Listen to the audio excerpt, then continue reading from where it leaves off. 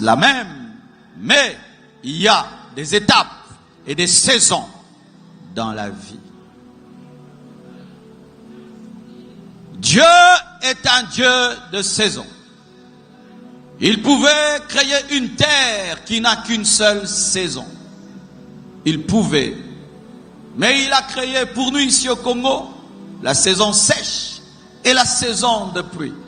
En Europe, ils ont 4 saisons. Et j'ai lu des versets qui reconnaissent les saisons. L'été, l'hiver, l'automne, le printemps. Et la Bible dit que tant que la terre subsistera, ces 4 saisons subsisteront. Et vous savez que le naturel enseigne le surnaturel. Au travers de la nature, Dieu nous enseigne.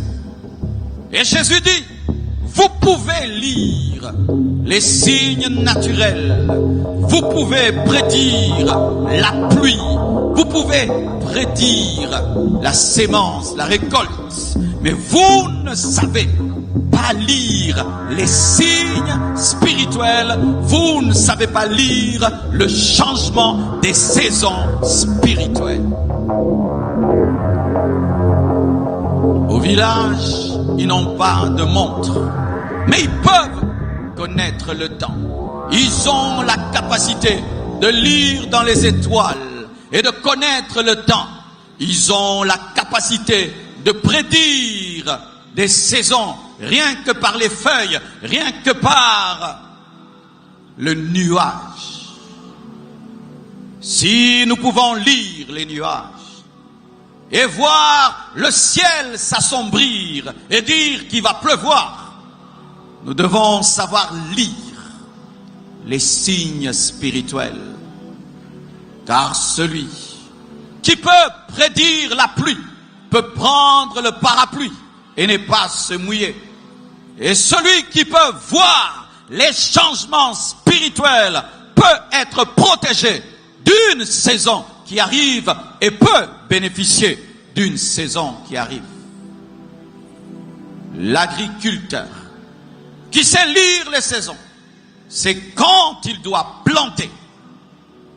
Mais celui qui ne sait pas, plante quand il faut récolter. Frères et sœurs, je suis venu vous dire de la part du Seigneur que cette année 2025 est une nouvelle saison. Une nouvelle saison. Une nouvelle saison.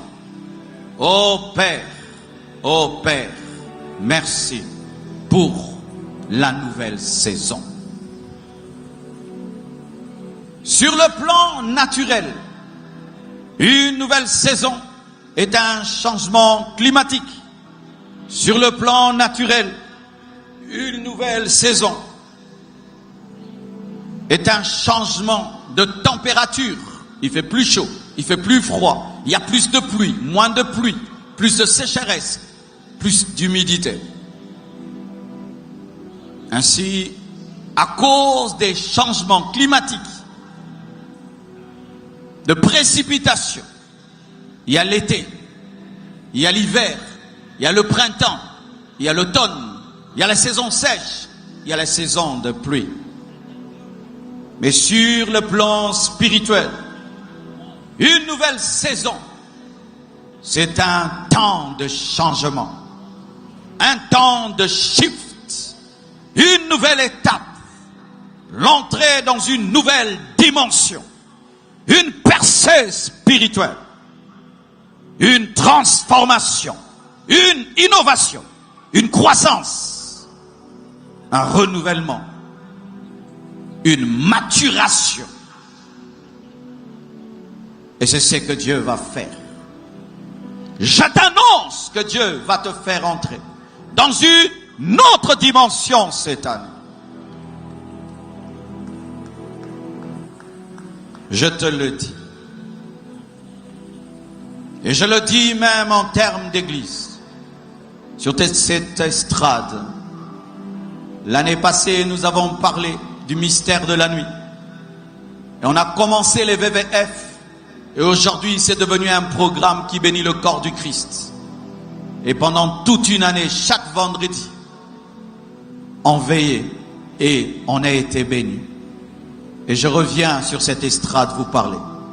Église Compassion, d'une nouvelle saison. Une nouvelle saison. Une nouvelle saison. Une nouvelle saison spirituelle. Une nouvelle saison matérielle, financière. Une nouvelle saison. J'annonce un shift dans ta vie. J'annonce un shift dans ta vie. J'annonce une maturité que tu n'avais pas. J'annonce une sensibilité spirituelle que tu n'avais pas. J'annonce un amour que tu n'avais pas pour Dieu. J'annonce une dimension de prière que tu n'avais pas. J'annonce un zèle pour Dieu que tu n'avais pas. J'annonce la croissance de l'église, l'expansion de la communauté. J'annonce des choses nouvelles qu'on n'a jamais vues, qu'on n'a jamais entendues. Compassion 2025, nous verrons ce que nous n'avons pas encore vu. Nous entendrons des choses que nous n'avons jamais entendues. Nous opérerons dans des dimensions nouvelles et nous serons une autre église.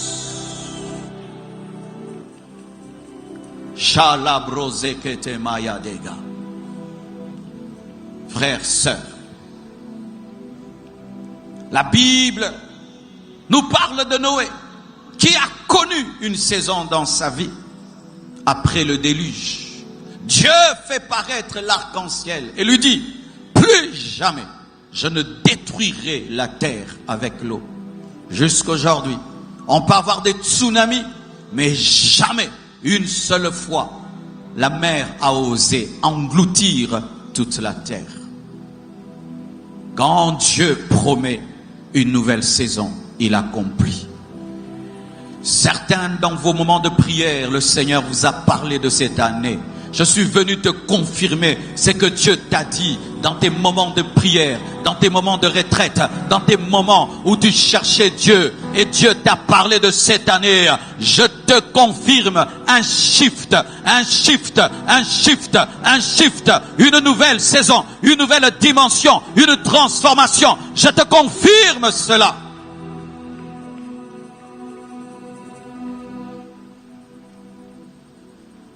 David fut un berger. Et puis la saison du berger a pris fin. Il est devenu un militaire. Et puis la saison du militaire a pris fin. Il est devenu un général. Et puis la saison du général a pris fin. Il est devenu roi sur Juda. Et puis la dimension du roi du Juda a pris fin. Il est devenu roi sur tout Israël. Dieu attend que tu ailles de gloire en gloire, de dimension en dimension, de niveau en niveau. Oui, tu commenceras comme un berger. Tu ne mourras pas comme un berger. Oui, tu commenceras comme un berger. Tu ne mourras pas comme un berger. Oui, tu vas devenir un militaire. Tu ne mourras pas comme un militaire. Oui, tu vas devenir un général. Tu ne vas pas finir un général. Oui, tu vas devenir roi sur une tribu d'Israël. Mais tu ne vas pas finir là jusqu'à ce que la totalité de la promesse de Dieu se réalisera et s'accomplira dans ta vie. Et je prie au nom de Jésus-Christ qu'aucune promesse de Dieu ne te rate cette année. Que toutes les promesses que Dieu a faites pour toi puissent s'accomplir cette année. Qu'aucune promesse ne te rate. In Jesus' name.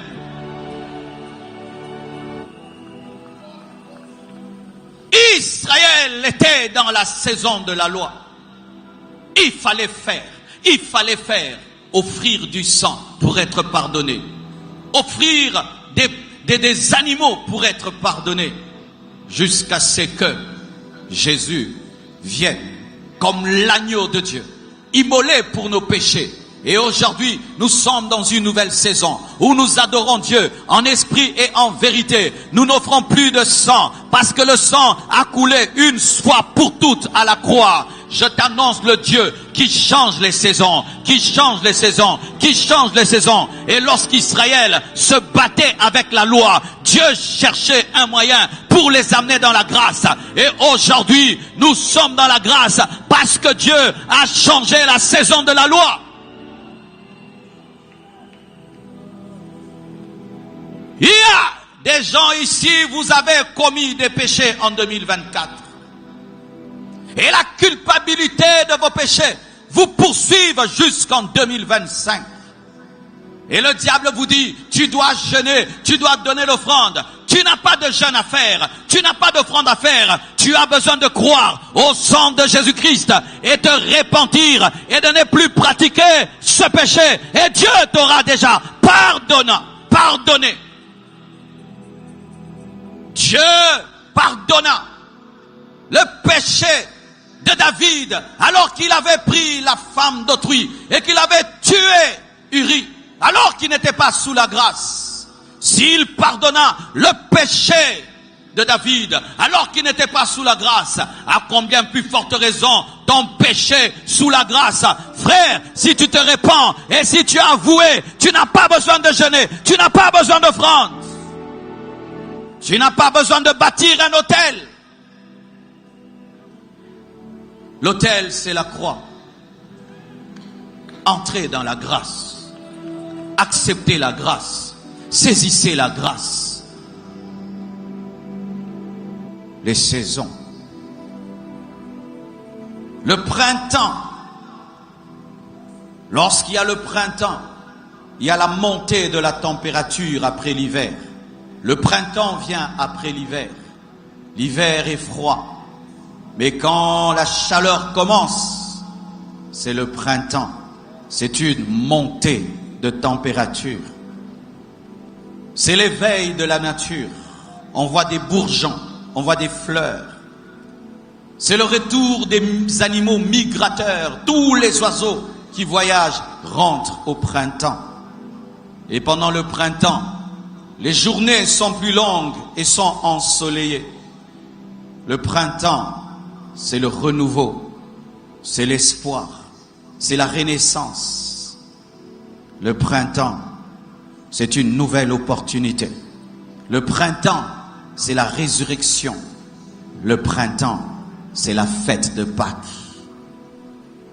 Et je prie que tu vives ton printemps, que tu vives la résurrection, que tu vives le renouveau, que tu vives le recommencement. Oh frère, le recommencement. Il y a des gens qui ont vécu des choses terribles en 2024. Que cette année soit une année de renouveau, de recommencement. Que tu vives les bourgeons, que tu vives la chaleur qui vient après l'hiver. Je parle à un homme qui a connu des temps difficiles. En 2024, j'aimerais t'annoncer le printemps. Tu as connu l'hiver. J'aimerais te dire que le printemps est là. Le printemps est là. Le printemps est là. Je t'annonce la résurrection de tes finances, de ton ministère, de ta vie de prière, de ta famille, de ta joie, de ta paix. J'annonce le printemps après l'hiver. J'annonce mon printemps aussi après l'hiver que j'ai connu en 2024. J'annonce le printemps. Ne regarde pas ton voisin, il n'a pas souffert en 2024. Mais pour toi, j'annonce le printemps, j'annonce la renaissance, j'annonce des choses nouvelles, j'annonce des temps nouveaux, j'annonce l'espoir. L'espoir. Dis à ton voisin, l'hiver n'est pas éternel. Même si tu portes un gros manteau lourd, un jour tu vas finir par t'en débarrasser. L'hiver n'est pas éternel. L'hiver n'est pas éternel. Le désert n'est pas éternel. Tu sortiras du désert et tu entreras en Canaan. Je t'annonce le printemps. L'été, c'est quand la température est plus élevée. Les journées sont plus longues. C'est une période de croissance rapide dans l'agriculture. À cause du soleil, les fruits vont rapidement à la maturité. Afin de préparer la moisson, c'est un temps de vitesse, un temps de croissance, une période où tu vis les fruits. Et il y a quelqu'un ici, l'année passée, tu avais sémé, mais cette année, tu tu dois commencer à voir la vitesse, commencer à voir les fruits, la vitesse. Je t'annonce la vitesse. L'année passée, ça avait commencé lentement, mais cette année, tu vas entrer dans la vitesse parce que tu vas vivre l'été. Tu vas vivre l'été. Je t'annonce l'été. Je t'annonce l'été. Je t'annonce le soleil. Je t'annonce le soleil. Je t'annonce des résultats dans tes entreprises. Tu vas commencer à vivre des résultats. Et toi qui es dans le ministère, l'église va commencer à grandir. Tu vas vivre la vitesse. Vous étiez à 100 et puis vous êtes à 1000. Je t'annonce l'été. Je t'annonce l'été. Je t'annonce la vitesse. Je t'annonce les fleurs. Je t'annonce des fruits qui commencent à mûrir. J'annonce la maturité de tes enfants. J'annonce la maturité de tes collaborateurs. J'annonce la maturité de ton ministère, de ton entreprise. L'été amène la maturité parce que le soleil amène les fruits verts à mûrir. L'été, vitesse, multiplication, maturité. Oui, si une parole te concerne, celle-là, et dis Seigneur, que cela m'arrive, que cela devienne ma vie. Car ce n'est pas normal que tout ce que tu fais demeure chétif. Il y a un temps pour engendrer des petites choses, mais ces choses doivent croître. Même un arbre commence, c'est vrai, par des bourgeons, mais les bourgeons ne sont pas éternels. Les bourgeons deviennent des fleurs, et les fleurs ne demeurent pas des fleurs. Les fleurs deviennent des fruits verts, mais les fruits verts ne demeurent pas verts. Ils finissent par devenir jaunes et mûrs à cause du soleil. Père, je demande le soleil de la justice, Jésus-Christ de Nazareth, à l'œuvre dans ma vie, à l'œuvre dans la vie d'un frère, pour amener les fruits à la maturité. Le soleil, l'automne amène une diminution progressive de la température, un changement de couleur des feuilles, une chute des arbres, mais amène la récolte des fruits mûrs, la récolte, la moisson. Et pendant l'automne, en Israël, on fêtait la fête de Sukkot, la fête des tabernacles. Oh mon frère, certains dans cette année, c'est votre automne où tu vas maintenant moissonner, où tu vas récolter. Tu as investi, tu vas maintenant avoir le bénéfice. Oh, je te dis, tu as travaillé des relations, les relations vont payer. Tu as investi dans le jeûne, dans la prière, tu vas recevoir une onction que tu n'avais pas. Tu as investi dans les études, tu vas finir, on va t'engager, parce que toi, tu dois entrer en automne lorsqu'on moissonne la fête des tabernacles. Je t'annonce pas la Pâque, mais toi, la fête de tabernacle, la fête de la moisson, la fête de la récolte, tu vas vivre Sukkot. Oh, Rashanda la bayande le brosse ya mamayanda. Mbule kokio simba, makambo oyo lonaki. Il est temps que tu puisses récolter ce que tu as sémé. Il est temps que tu puisses vivre l'exaucement de tes prières. Il est temps que ce qui a mûri puisse tomber dans tes mains. J'annonce l'automne, le temps de la moisson, le temps de la récolte, le temps de la moisson, le temps de la récolte. Ainsi vous comprenez que chacun de nous est dans sa saison. Ah oui. En matière de destinée, il n'y a pas de clone. Chacun a son parcours.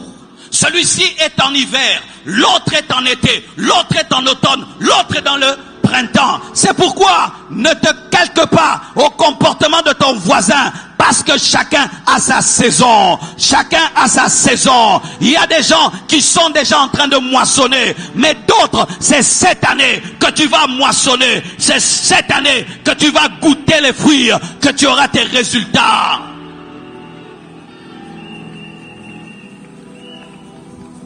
L'hiver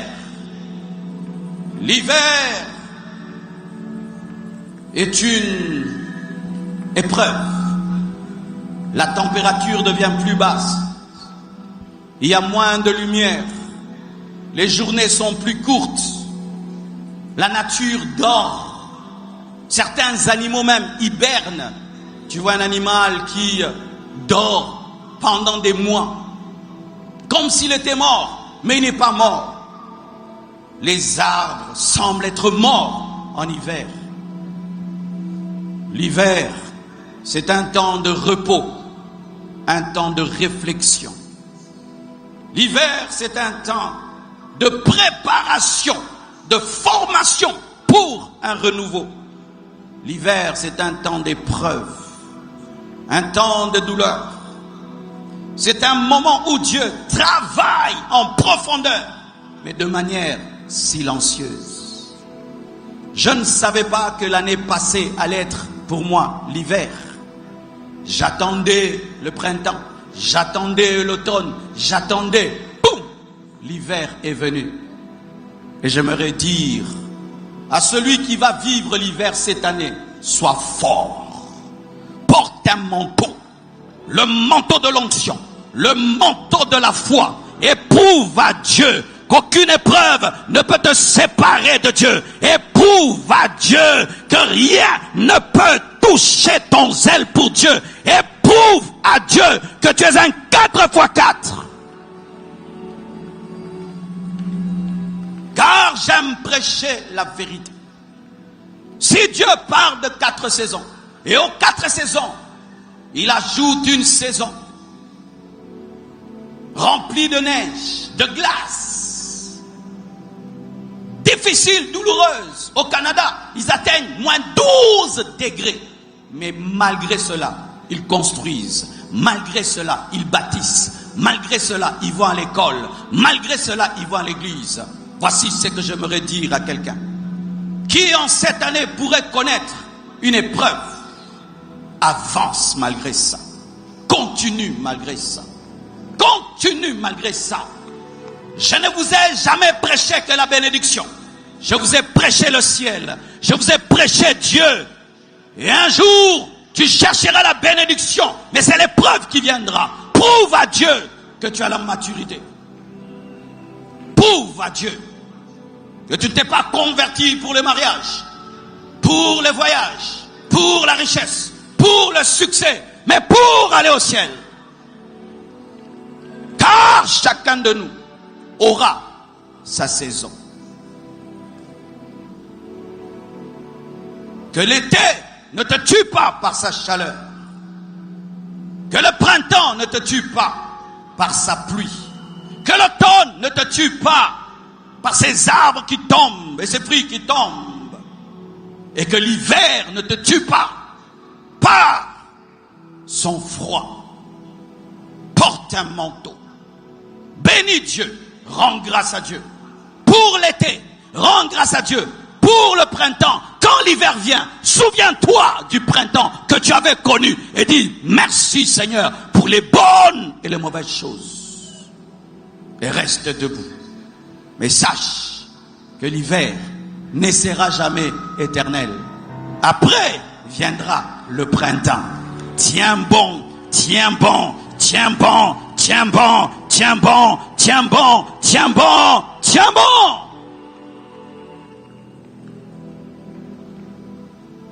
Frères, sœurs, j'ai fait une étude de l'église Compassion. J'ai dit Dieu, est-ce que nous avons déjà connu ces saisons à la Compassion? Dieu m'a dit oui. Et mes frères, le Saint-Esprit est extraordinaire. Et il m'explique. Il me dit, vous avez déjà connu l'été. Vous étiez à 200 membres. Vous êtes passé à 10 000 membres. C'était l'été. La vitesse. La vitesse. Vous connaissez cette période-là?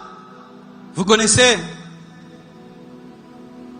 Après, on a connu l'automne, la récolte.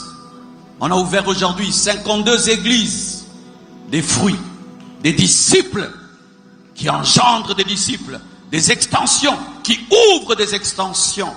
On a connu l'automne. Mais on a connu aussi l'hiver. Pendant 3 années, on a eu Cette église a eu des combats terribles. C'est pourquoi quand je me suis tenu ici, et puis le courant est parti, rien de nouveau. Alléluia, rien de nouveau. On est habitué. On s'est mouillés tous ensemble dans un stade.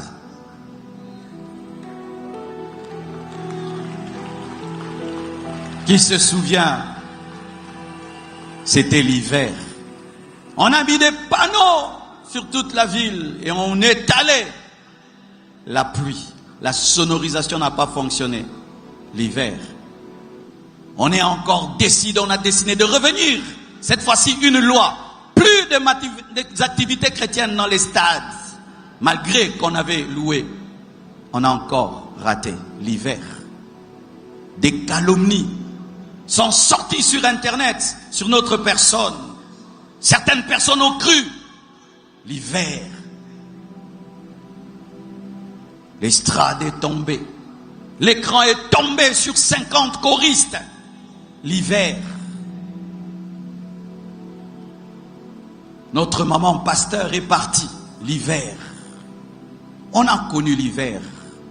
Mais sachez que l'hiver n'est pas éternel. Après l'hiver vient le printemps. Et je suis venu nous annoncer en tant qu'église le printemps. La renaissance. La renaissance. La renaissance. La renaissance. Le renouveau. Le renouveau. Une autre église.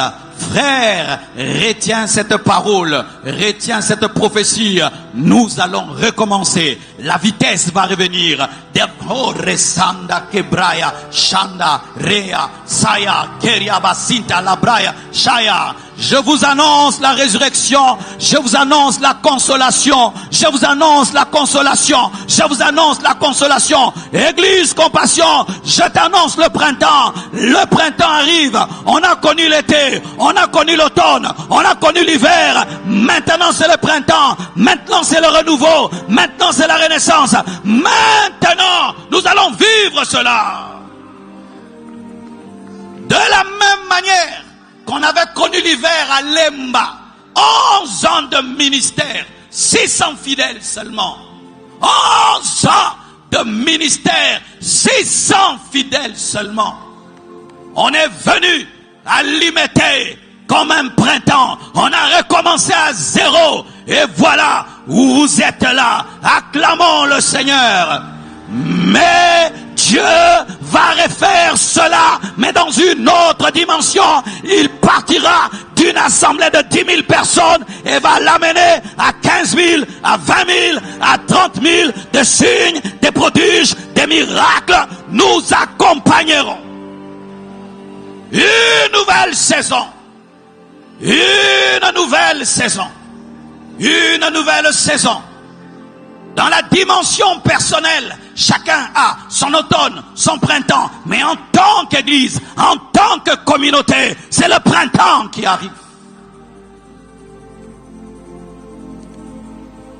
Comment vivre et survivre dans une nouvelle saison? Comment se vêtir en hiver? Comment se vêtir en automne? Comment se vêtir dans le printemps? Comment se vêtir en été? L'hiver te demande un manteau. L'été te demande un habit léger. L'automne te demande de porter des couleurs d'automne, parce qu'on ne s'habille pas n'importe comment en automne. Ceux qui vivent en Europe le savent. On s'habille les couleurs d'automne, beige, des couleurs là. Il y a une manière de s'habiller en automne. Et pendant le printemps, on se promène toujours avec un parapluie, parce que tu ne sais pas quand est-ce que la pluie tombera. Qu'est-ce que je suis en train d'enseigner? Que pour entrer dans une saison, il faut accepter que la première saison est partie. J'étais dans l'avion. C'était l'hiver à Bruxelles. Et on venait à Kinshasa. Ici, c'est la chaleur. Mais il y a un papa dans l'avion. qui portait les habits de l'hiver dans l'avion, qui venait à Kinshasa. Et lorsqu'on a voulu atterrir, il a pris son gros manteau, il a voulu descendre avec à Kinshasa. Son enfant lui a dit, papa, abandonne le manteau. Il a dit, comment? Ici, il n'y a pas de manteau. Pourquoi? La saison a changé. Dis à ton voisin, abandonne le manteau de l'hiver. Car la saison a changé. Il y a des choses que tu peux porter maintenant à Bruxelles, mais tu ne peux pas porter à Kinshasa, parce que Kinshasa n'a pas la même saison que Bruxelles. Et il y a des choses que tu as connues l'année passée, mais cette année, il faut une autre attitude, un autre comportement, une autre discipline. Tu dois devenir un autre homme, tu dois porter de nouveaux vêtements. Chaque saison a son vêtement. Et les vêtements représentent le caractère, la discipline, ta vie.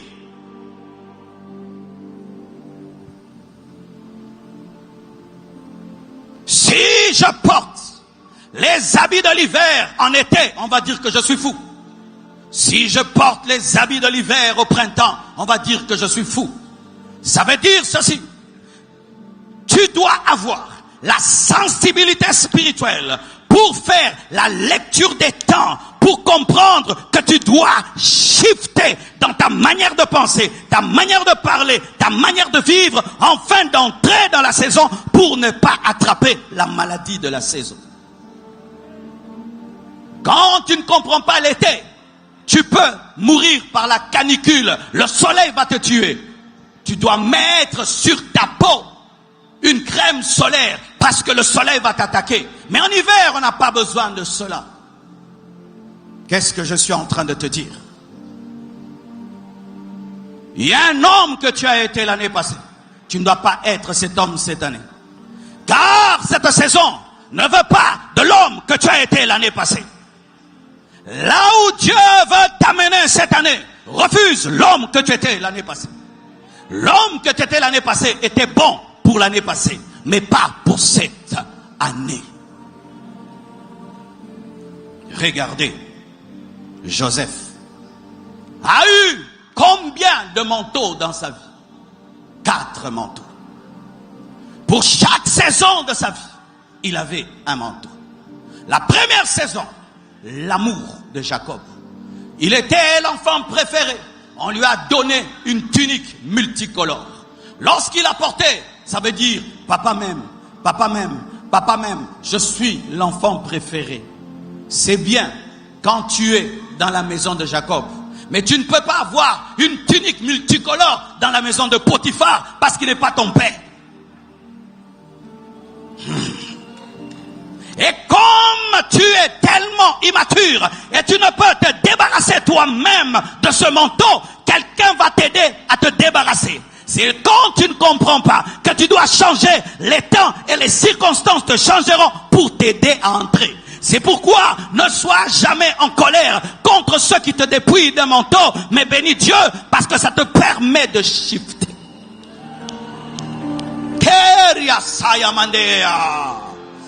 Lorsque tu entres dans un restaurant chic, les gens viennent vers ton manteau. Ils te disent, monsieur, est-ce que je peux prendre votre manteau? Pourquoi? Parce que vous ne pouvez pas manger avec votre manteau. Et des fois, il y a des circonstances qui te disent, monsieur, est-ce que je peux m'occuper de ton caractère? Parce que ce caractère ne peut pas s'asseoir et manger. Ça s'appelle le brisement. Ça s'appelle le brisement. J'aimerais t'annoncer, des dépouilleurs de manteaux vont venir vers toi, afin que tu entres dans ta destinée. Ses frères, jaloux, lui arrachent le manteau, donné par papa.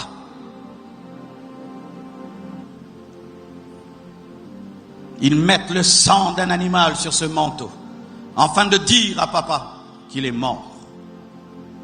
Et il va dans la maison de Potiphar. On lui donne un autre manteau. Le manteau de l'intendant, le manteau de l'esclave.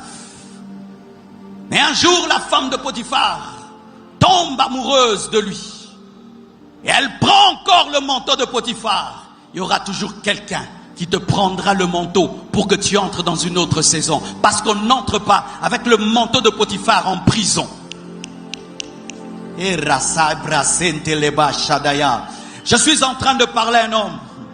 Il y a des gens qui seront durs avec toi cette année. Ce n'est pas qu'ils sont démoniaques. Ils ont une mission de t'arracher le manteau parce que tu dois évoluer. Ils vont te rendre doux.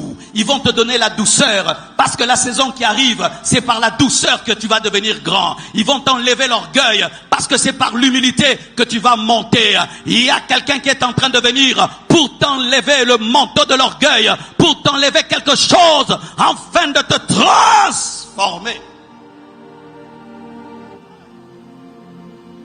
On le jette en prison. Mais en prison, il n'était pas nu. Il avait aussi un habit de prisonnier. Avec cet habit de prisonnier, il prophétise, il interprète les songes des autres, du panetier de les chansons. Mais un jour, un problème se créera et ce sera toi qui seras la solution. Un jour, dans le palais royal, il y aura un trou. Ce sera toi qui seras la fermeture du trou. Un jour, dans la vie de quelqu'un, il y aura un problème. Ce sera toi la solution. Un jour, ceux qui t'ont oublié se souviendront de toi. Un jour, ceux que tu as aidés se souviendront de toi. Je t'annonce le rêve du pharaon que toi seul peux interpréter. Mais tu ne peux te tenir devant le pharaon avec les habits de la prison. Et le pharaon va faire qu'on puisse changer tes vêtements parce que tu ne peux pas te tenir devant le pharaon avec les habits de la prison. Et là, on va te donner un habit que personne ne t'enlèvera. Je t'annonce la robe blanche que Jésus te donnera, que personne ne t'enlèvera. J'aimerais t'annoncer une dimension qui sera pas une élévation, mais un établissement. J'aimerais t'annoncer des niveaux spirituels que tu atteindras et personne ne te ravira. Il y a un jour, celui qui avait le manteau de Jacob aura le manteau de Pharaon et personne ne le prendra. Seule la mort a pris ce manteau. Car il y avait un meilleur que Dieu lui réservait dans l'éternité.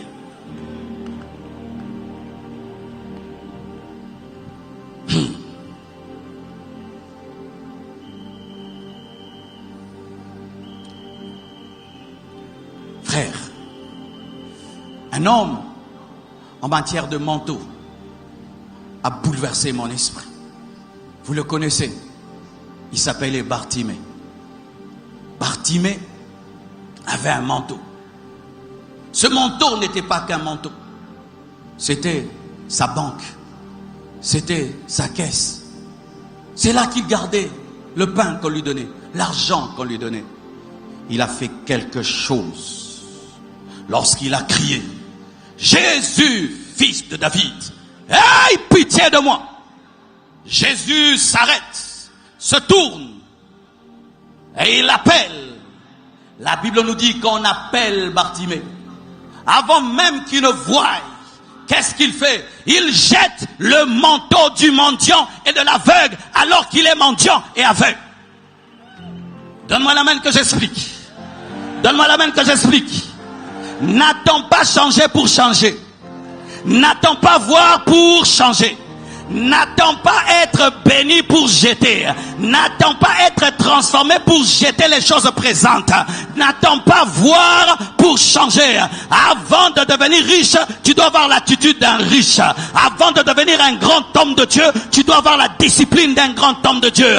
Avant que Dieu ne fasse ce qu'il a promis, tu dois te comporter comme s'il l'a déjà fait. C'est pourquoi Abraham a changé le nom avant même qu'il n'ait un enfant. C'est pourquoi Sarah a changé le nom avant d'avoir un enfant. Si tu crois que cette année est une nouvelle saison, tu dois démontrer la nouvelle saison avant la saison pour que la saison vienne. Si tu crois que tu ne seras plus aveugle, tu dois te dépouiller de ton manteau. C'est alors que le miracle aura lieu. Tu dois montrer à Jésus que tu crois que tu ne vas plus mendier, que tu crois que tu vas voir alors que tu ne vois pas. Donne-moi un amen.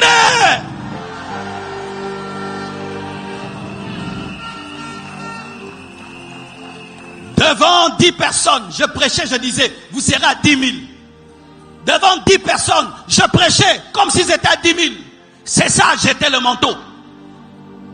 Seigneur, bénis-moi d'abord et je jette le manteau. Non, tu jettes d'abord le manteau et il te bénit ensuite. Il y a des manteaux que vous devez jeter cette année. Il y a des manteaux, des attitudes, des comportements, des péchés, des fois même des choses qui ne sont pas de péché. Tu quittes une entreprise pour commencer ton entreprise, mais tu n'as pas de salaire et tu auras le salaire qui sera payé par toi-même, le PDG.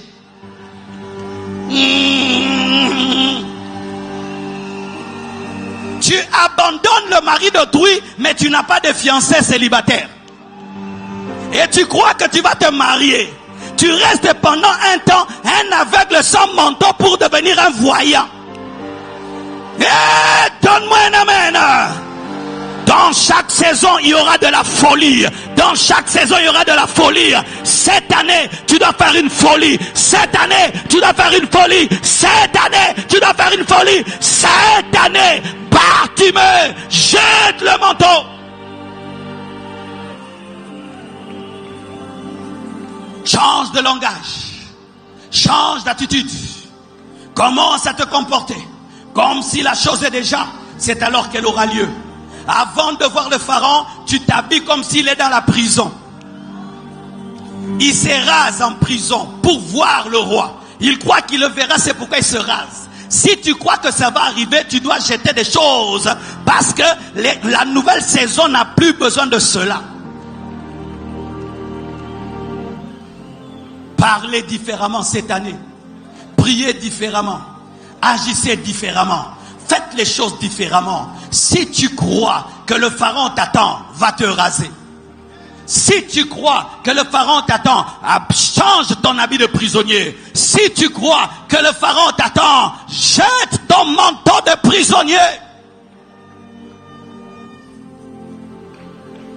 Les hommes disent qu'un singe ne lâche pas une branche sans avoir tenu une autre. Mais nous sommes des hommes de foi. Nous lâchons la branche sans tenir une branche. C'est alors qu'une branche sort de la tige pour nous. Je n'ai pas besoin que l'eau devienne solide pour marcher. Sur sa parole, je marche et alors l'eau devient solide. Je n'ai pas besoin que l'eau devienne solide pour marcher, mais sur sa parole, je mets mon pied. C'est alors que l'eau devient solide. Rien que cette prédication est le signe que je crois en la nouvelle saison. Car parmi les choses qu'on fait par rapport aux saisons, on devient météorologue. Météorologue. Vous connaissez la météorologie. Ce sont des gens qui annoncent des choses qui ne sont pas comme si elles étaient. Et ils se tiennent devant un écran. Dans 2 jours, il y aura la pluie. Et qui a regardé la météo aujourd'hui? Et ça t'a dit qu'il n'y aura pas la pluie. C'est pourquoi tu es venu sans parapluie. Regardez la météo du ciel. Regardez la météo spirituelle. Et jette ton parapluie. Parce que la météo dit qu'il n'y aura pas de pluie. Tu n'as pas besoin de voir. Tu as besoin de consulter seulement Google Earth. Et tu crois que tu n'as pas besoin de parapluie. Mais moi aussi je consulte Google spirituel. Et je crois que je n'ai pas besoin de l'ancien Marcelo en 2025. Cette année, je serai un nouveau pasteur. Cette année, je serai un nouveau pasteur. Annonce les choses avant qu'elles n'arrivent, elles arriveront. Comporte-toi comme si une chose est faite, elle se fera. Enlève ton manteau et tu verras.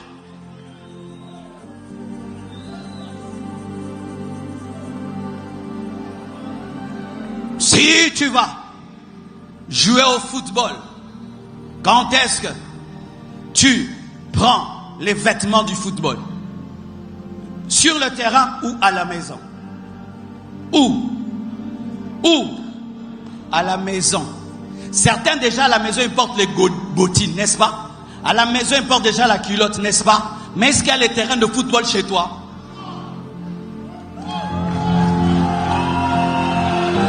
Habillez-vous par rapport à votre futur. Parlez par rapport à votre futur. Agissez par rapport au futur. Un chrétien n'agit pas par rapport au passé. Il n'agit pas par rapport au présent. Il agit par rapport au futur. Comme tu sais que tu vas jouer au football, tu amènes un ballon et tu amènes des bottines. Et comme tu sais que tu vas devenir grand, tu commences déjà maintenant à te comporter dans la grandeur. Comme tu sais que tu vas au ciel, tu commences déjà la sainteté. Comme tu sais que tu vas devenir un homme sage, tu commences à lire des livres, tu commences à étudier comment diriger les gens. Mais tu n'as même pas un seul disciple, mais tu apprends comment diriger les gens. C'est alors que tu deviendras ministre en Égypte. C'est alors que tu verras. C'est alors.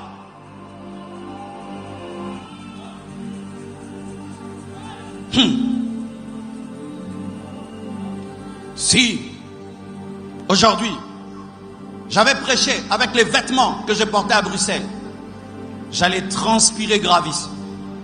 Et vous allez dire que je suis fou, vrai ou faux? Mais est-ce que ces habits, c'est de la folie? Pourquoi vous direz que je suis fou? Parce que je suis déphasé par rapport à la saison.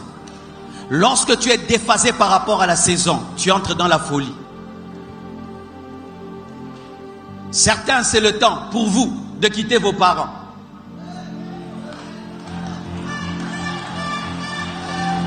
Si cette année tu ne quittes pas ton père qui a toujours été gentil va devenir méchant. Mais ce n'est pas qu'il est méchant, il doit t'aider à te débarrasser du manteau, parce que là où tu vas, on n'a pas besoin de manteau.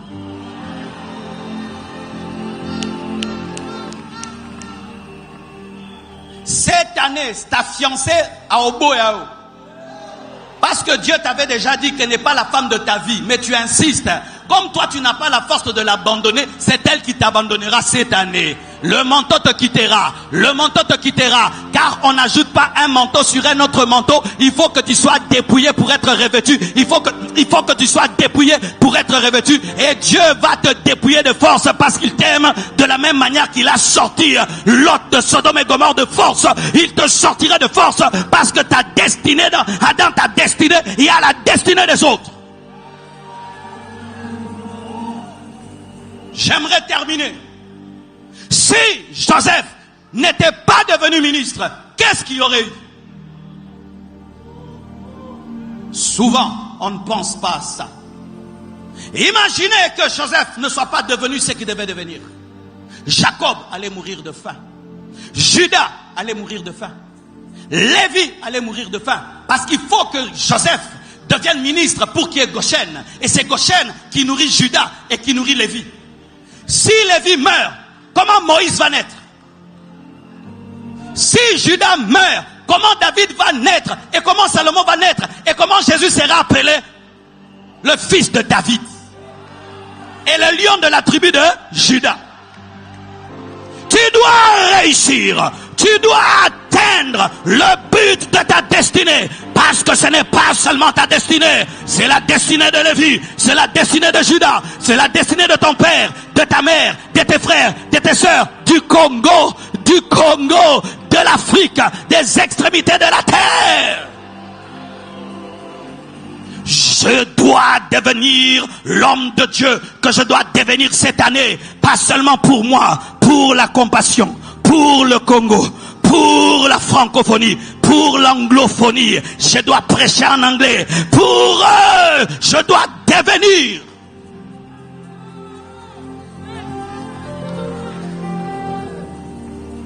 Vous qui dites, c'est ma vie. Ça n'a jamais été ta vie. C'est notre vie.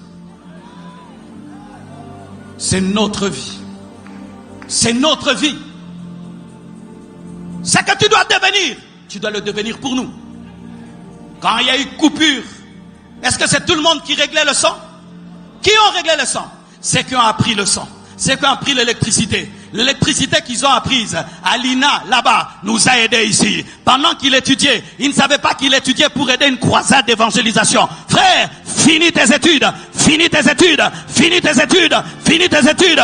Deviens un grand professeur. Finis ton école biblique. Deviens un grand pasteur. Finissez. Et devenez. Je ne veux pas être le pasteur des lâcheurs. Un peu de difficulté dans les études, tu laisses. Un peu de difficulté dans les affaires, tu laisses. Un peu de difficulté dans le ministère, tu laisses. Non! Pas toi! Tant que tu auras des épaules, tu auras un manteau. Tant que tu auras des épaules, un manteau te cherchera. Tant que tu auras des épaules, tout ce qu'on te prendra sera remplacé par quelque chose de plus grand. Tout ce qu'on t'arrachera sera remplacé.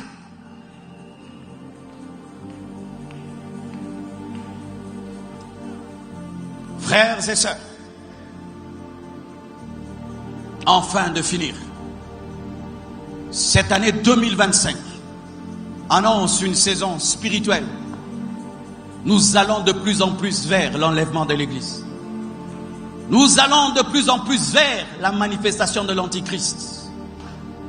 Oh, si vous pouvez vous renseigner sur ce qui est en train de se passer dans le monde, mes frères.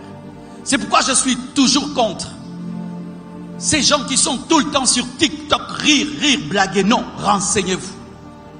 Les hommes commencent à faire des robots avec le but d'avoir des robots qui enfantent des enfants. Les hommes commencent à avoir la pensée de mettre des puces dans les têtes des hommes. Tu ne savais pas parler anglais, tu parles anglais. Tu ne connaissais pas la mathématique, tu connais la mathématique. Des voitures qui volent, qui se dirigent elles-mêmes. La disparition de la monnaie. Tout est numérisé. De plus en plus. Le cash, tu n'utilises plus. Mais sachez que quand le cash disparaît, le contrôle apparaît. Et quand le contrôle apparaît, l'Antichrist se cache derrière, afin de confisquer les comptes bancaires de tous ceux qui n'auront pas sa marque. C'est ça le plan.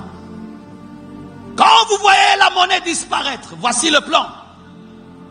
Qu'on soit capable de bloquer ton compte et tu n'as plus rien. Et ainsi, tous ceux qui n'auront pas la marque de la bête ne pourront ni acheter ni vendre. Pourquoi? Leur compte sera confisqué.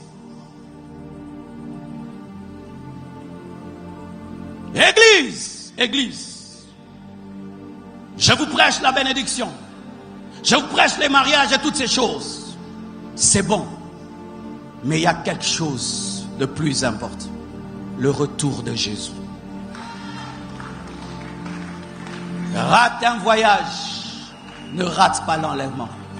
Rate un mariage, un voyage, un boulot, ne rate pas l'enlèvement. L'Antichrist est en train de venir. Tous les signes de sa venue sont là. Faites des recherches. Tout est prêt pour l'accueillir. Qu'est-ce que ça nous servirait de venir veiller après veiller? Et puis tu meurs, tu vas en enfer. Jésus revient et tu n'es pas enlevé. Aujourd'hui, en venant ici, j'ai dit à Dieu, depuis que je suis chrétien, j'ai participé à combien de veillées de prières de fin d'année? 34. 34. Je suis chrétien, plein en Christ depuis l'âge de 16 ans. Chaque année, je vais dans les veillées.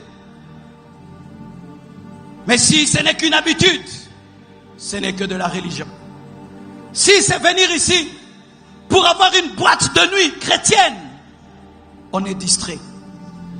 Si c'est venir ici pour dire j'ai dansé, j'ai transpiré, ce n'est pas pour ça qu'on a mis ce podium et qu'on a dépensé l'argent.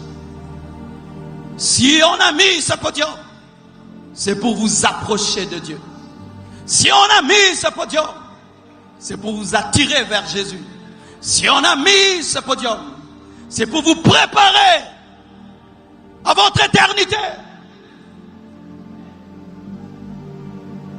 Maman Blanche était là à la veillée passée. Elle n'est pas là aujourd'hui. Vous savez, quand on dit frère, donne-toi à Dieu. Peut-être que c'est ta dernière veillée. On prend ça comme de la blague. Elle n'est pas à cette veillée. Frère, il y a quelque chose de plus important que tout. Une saison qui vient. L'éternité. L'éternité. L'éternité. L'éternité. L'éternité arrêtera le temps de l'Église sur la terre. L'éternité, l'enlèvement arrêtera le temps de l'Église sur la terre. Il n'y aura plus des choses comme ceci, où un prédicateur vous prêche librement. Saisissez ces temps.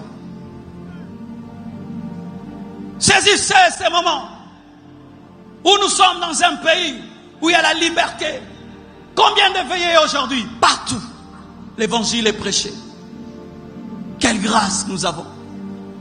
Ne vous habituez pas à écouter la parole.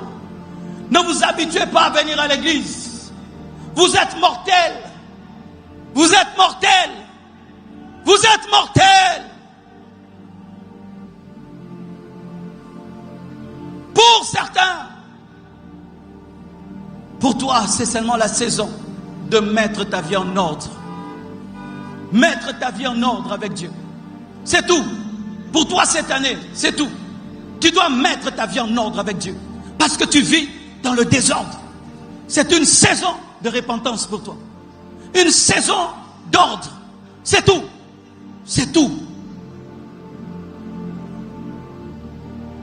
Pourquoi je promettrai l'onction à quelqu'un qui vit dans le péché? Pourquoi je promettrai le succès à quelqu'un qui vit dans le péché? Pourquoi je promettrai la gloire à quelqu'un qui vit dans le péché? Car si même tu as cette gloire, si même tu as ce succès, si tu meurs, tu iras dans le feu.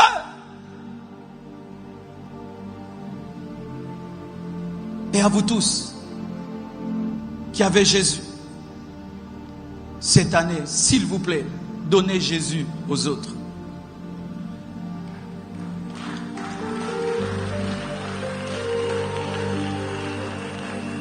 Donnez Jésus aux autres. Sortez de l'égoïsme. Sortez de la distraction. Nous sommes sur terre afin de sauver. Nous sommes sauvés pour sauver.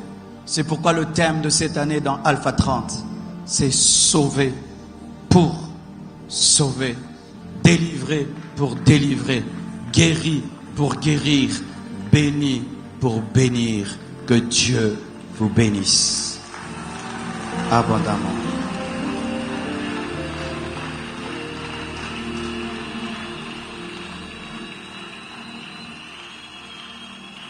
Plus de toi, Seigneur, plus de toi, plus de ta ressemblance, plus de toi, plus de discernement de ta voix, de ta volonté. Seigneur, plus de toi, plus de toi, Seigneur. Presence, presence, presence, presence, presence, presence. Presence, presence, presence. Presence, presence, presence, presence. Oh, resempra shadasaya sutelera. Hallelujah. Shakataka labasa.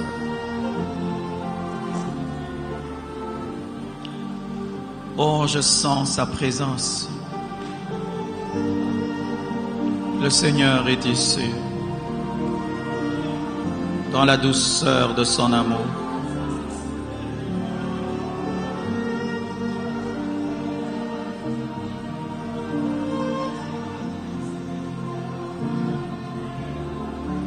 Plus de discernement de ta voix, de ta volonté.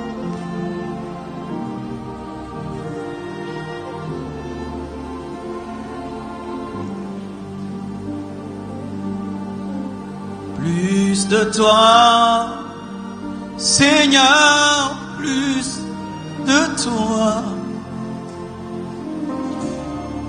plus de discernement de ta voix, de ta volonté.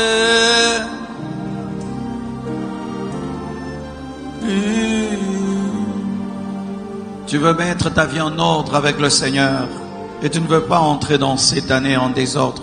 Je te prie de t'approcher. Je vais prier pour toi. Approche-toi, mon frère. Quiconque veut mettre sa vie en ordre ce matin, je l'invite.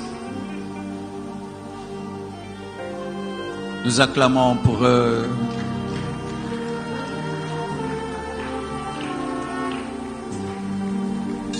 Mets ta vie en ordre, mon frère, je te supplie.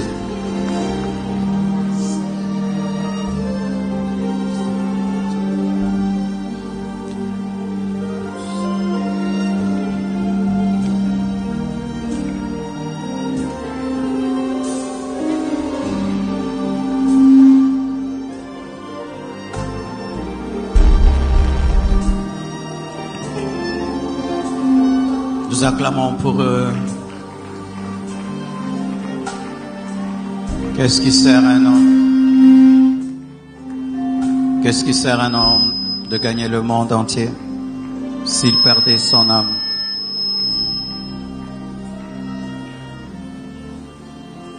Qu'est-ce qui sert de tout avoir sans avoir Dieu? Ça sert à rien. À rien du tout. Mets ta vie en ordre, je te supplie. Pendant que tu as le temps, mets ta vie en ordre. C'est une grâce que d'être vivant, parce que tu peux mettre ta vie en ordre.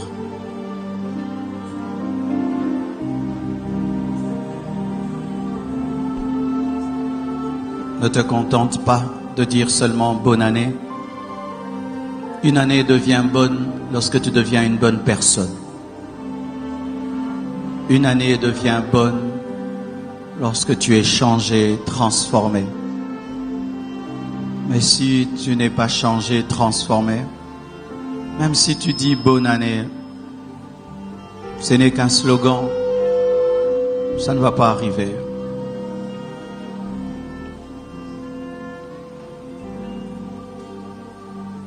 Je vous prie d'être profond dans vos décisions, profond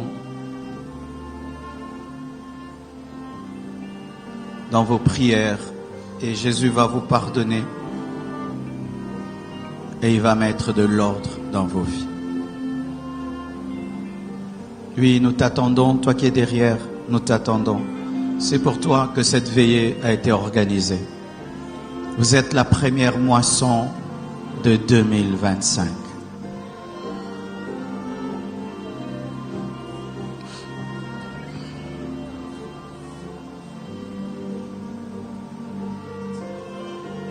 Je présente mes excuses à tous ceux qui n'ont pas eu des chaises aujourd'hui.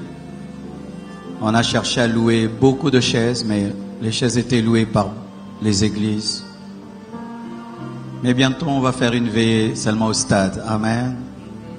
C'est mieux. On va s'agenouiller. S'agenouiller devant Dieu, c'est un signe d'humilité. Tu vas prier avec moi. Seigneur Jésus,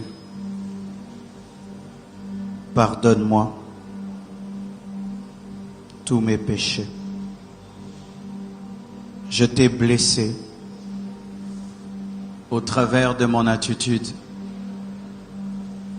Je te demande de me purifier, de me laver de tous mes péchés. Je confesse de ma bouche le Seigneur Jésus-Christ et je crois dans mon cœur que Dieu l'a ressuscité d'entre les morts. Je suis pardonné, je suis purifié. Merci Jésus. Délivre-moi de tout péché. Délivre-moi de toute puissance maléfique. Délivre-moi de toute pesanteur spirituelle. Ce matin, ce matin, ce matin, ce matin, ce matin, ce matin, ce matin, ce matin, ce matin, ce matin, ce matin, ce matin, ce matin, ce matin, ce matin, ce matin, ce matin, ce matin, ce matin, libère-moi, ce matin, délivre-moi, ce matin. Oh, je vois le Saint-Esprit entrer dans le combat de plusieurs. Je vois le Saint-Esprit entrer dans la guerre de plusieurs. Je vois le Saint-Esprit attaquer les puissants des ténèbres. Je vois le Saint-Esprit attaquer les puissants des ténèbres. Je vois le Saint-Esprit déloger les puissants des ténèbres. Je vois le Saint-Esprit brûler les liens, brûler les chaînes. Maintenant, maintenant, maintenant, maintenant, maintenant, maintenant, maintenant, maintenant. Sois libre, sois libre, sois libre au nom de Jésus. Libre. Là où tu es à genoux, là où tu es à genoux, tes chaînes tombent. Là où tu es à genoux, tes chaînes tombent. Là où tu es, au nom de Jésus, au nom de Jésus, au nom de Jésus. Esprit impur, quittez, quittez, quittez, quittez, quittez, quittez, quittez, quittez, quittez, quittez, quittez. Now, now, maintenant. Le feu, le feu, le feu, le feu sur toi. Le feu, le feu, le feu. Pour ta délivrance, pour ta délivrance, pour ta délivrance. Fire, fire, fire, fire in your life. Sharababa sotorubro. Irasintarabai, Ekabraya, Zukabraya, Zinderebosh, Chandalabakeya, Zinderebekeya, Rakatamayenda, au nom de Jésus, que vos chaînes tombent, que vos chaînes tombent, que vos chaînes tombent, que vos chaînes tombent. Père, je prie pour cette moisson du 1er janvier. Toi qui nous as gardés, convertis depuis l'âge de 15 ans, sans suivi, sans quelqu'un derrière nous. Aujourd'hui, nous te servons. Père, ce que tu as fait dans ma vie, fais-le dans leur vie. Qu'ils t'aiment profondément, qu'ils te connaissent personnellement, qu'ils n'aient pas besoin de suivi, ni de quelqu'un derrière eux pour t'aimer et pour te servir. Qu'ils tombent amoureux de toi. Qu'ils vivent un bouleversement radical de leur être intérieur qui va réjaillir sur l'extérieur.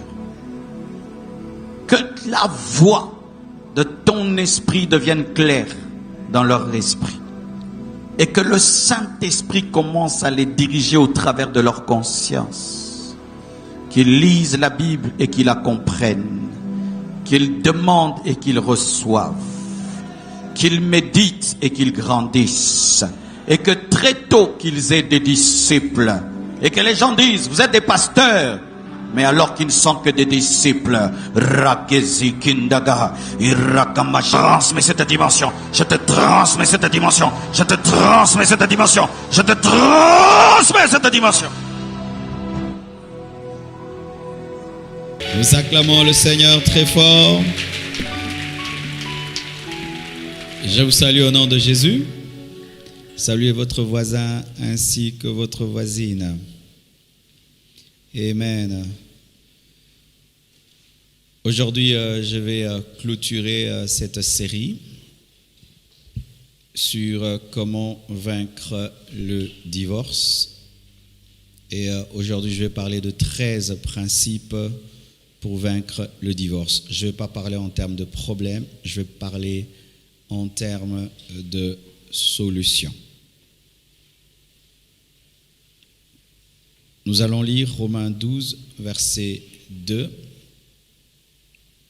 la Bible dit, Romains 12, verset 2, « Ne vous conformez pas au siècle présent, mais soyez transformés par le renouvellement de l'intelligence, afin que vous discerniez quelle est la volonté de Dieu, ce qui est bon, agréable et parfait. » Malachie 2, verset 16. « Car je hais la répudiation, dit l'Éternel, le Dieu d'Israël, et celui qui couvre de violence son vêtement, dit l'Éternel des armées. Prenez donc garde en votre esprit et ne soyez pas infidèles. » Zacharie 5, verset 3, pour finir. Zacharie 5, 3, la Bible dit, et il me dit, c'est la malédiction qui se répand sur tout le pays, car selon elle, tout voleur sera chassé d'ici, et selon elle, tout parjure sera chassé d'ici. Prenez place, s'il vous plaît.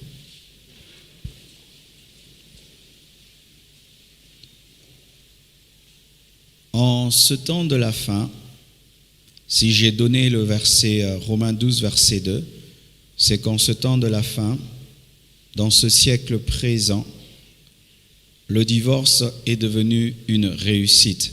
C'est pourquoi vous entendez même quelqu'un dire « j'ai réussi mon divorce ». De plus en plus, j'ai fait un bon divorce. Bien divorcé est devenu une prouesse dans le monde actuel. On parle maintenant dans ce monde d'un bon divorce.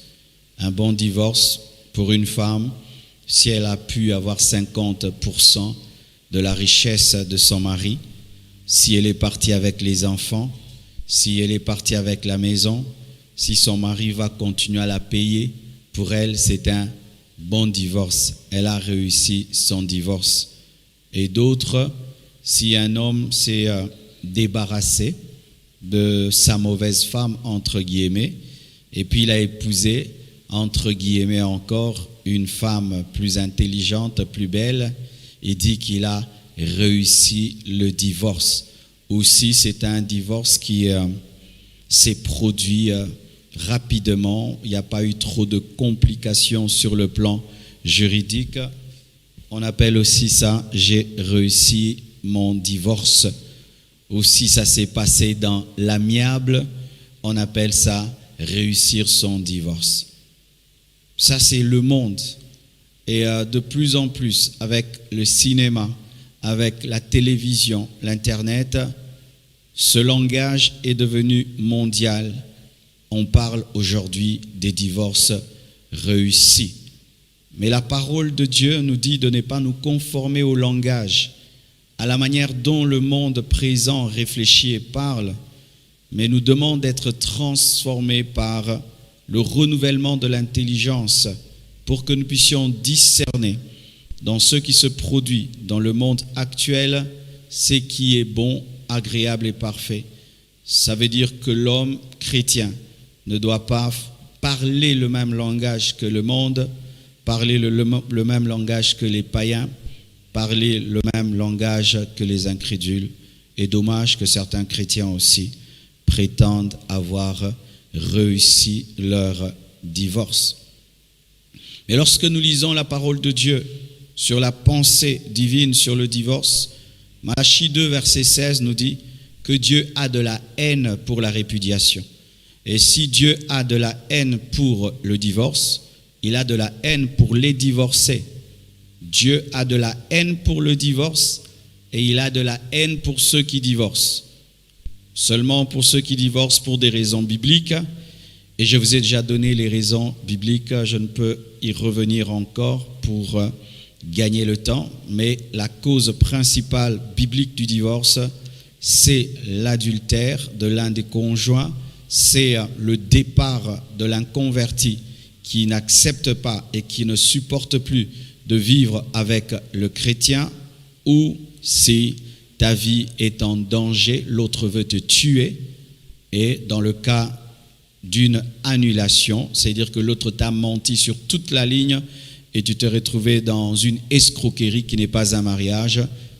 On n'appelle même pas ça divorce, on dit annulation du mariage. Mais pour raison de caractère, raison de sorcellerie, raison de famille, raison financière, raison de maladie, raison des enfants, raison d'incompatibilité, tout cela n'est pas accepté par la parole de Dieu. Dieu a la haine pour la répudiation. Et la Bible dit l'Éternel, le Dieu d'Israël, est celui qui couvre de violence son vêtement. Quand on dit couvrir de violence son vêtement, c'est mener une vie d'impudicité, une vie d'adultère. Dit l'Éternel des armées, prenez donc garde en votre esprit et ne soyez pas infidèles. Et Zacharie 5, verset 3, renchérit. Malachie 2, verset 16, la Bible dit, ça c'est la pensée de Dieu par rapport au divorce, pendant que le monde dit, j'ai réussi mon divorce, j'ai fait un divorce réussi. Dieu dit qu'il a de la haine pour la répudiation. Et Zacharie 5, verset 3, la Bible dit, et il me dit, c'est la malédiction qui se répand sur tout le pays, car selon elle, tout voleur sera chassé, le voleur, et selon elle, tout parjure sera chassé d'ici. Le parjure est mis sur le même pied d'égalité que le voleur. Et qui est le parjure? C'est celui qui fait un vœu et puis qui se rétracte. C'est celui qui prend un engagement sacré et puis qui se rétracte. C'est celui qui dit devant Dieu et les hommes, je promets de t'aimer dans les hauts et dans les bas, dans la souffrance et le bonheur jusqu'à ce que la mort nous sépare. Et cette personne, la mort ne vous a pas séparé. Tu te sépares de ta femme, de ton mari. Tu es un parjure et Dieu te met au même niveau que le voleur. Le voleur, vous voyez comment nous avons du mépris pour les voleurs. Comment nous mettons les voleurs en prison. Dieu met le parjure au même niveau que le voleur. Lorsque tu fais un vœu sacré et tu te rétractes, Dieu te place au même niveau que le voleur et il te maudit. Il te maudit. Les parjures sont maudits, comme les voleurs sont maudits. Quelqu'un qui entre dans la maison de l'autre et prend sa richesse est maudit, et quelqu'un qui fait un vœu de fidélité, de mariage devant Dieu et qui le brise est maudit.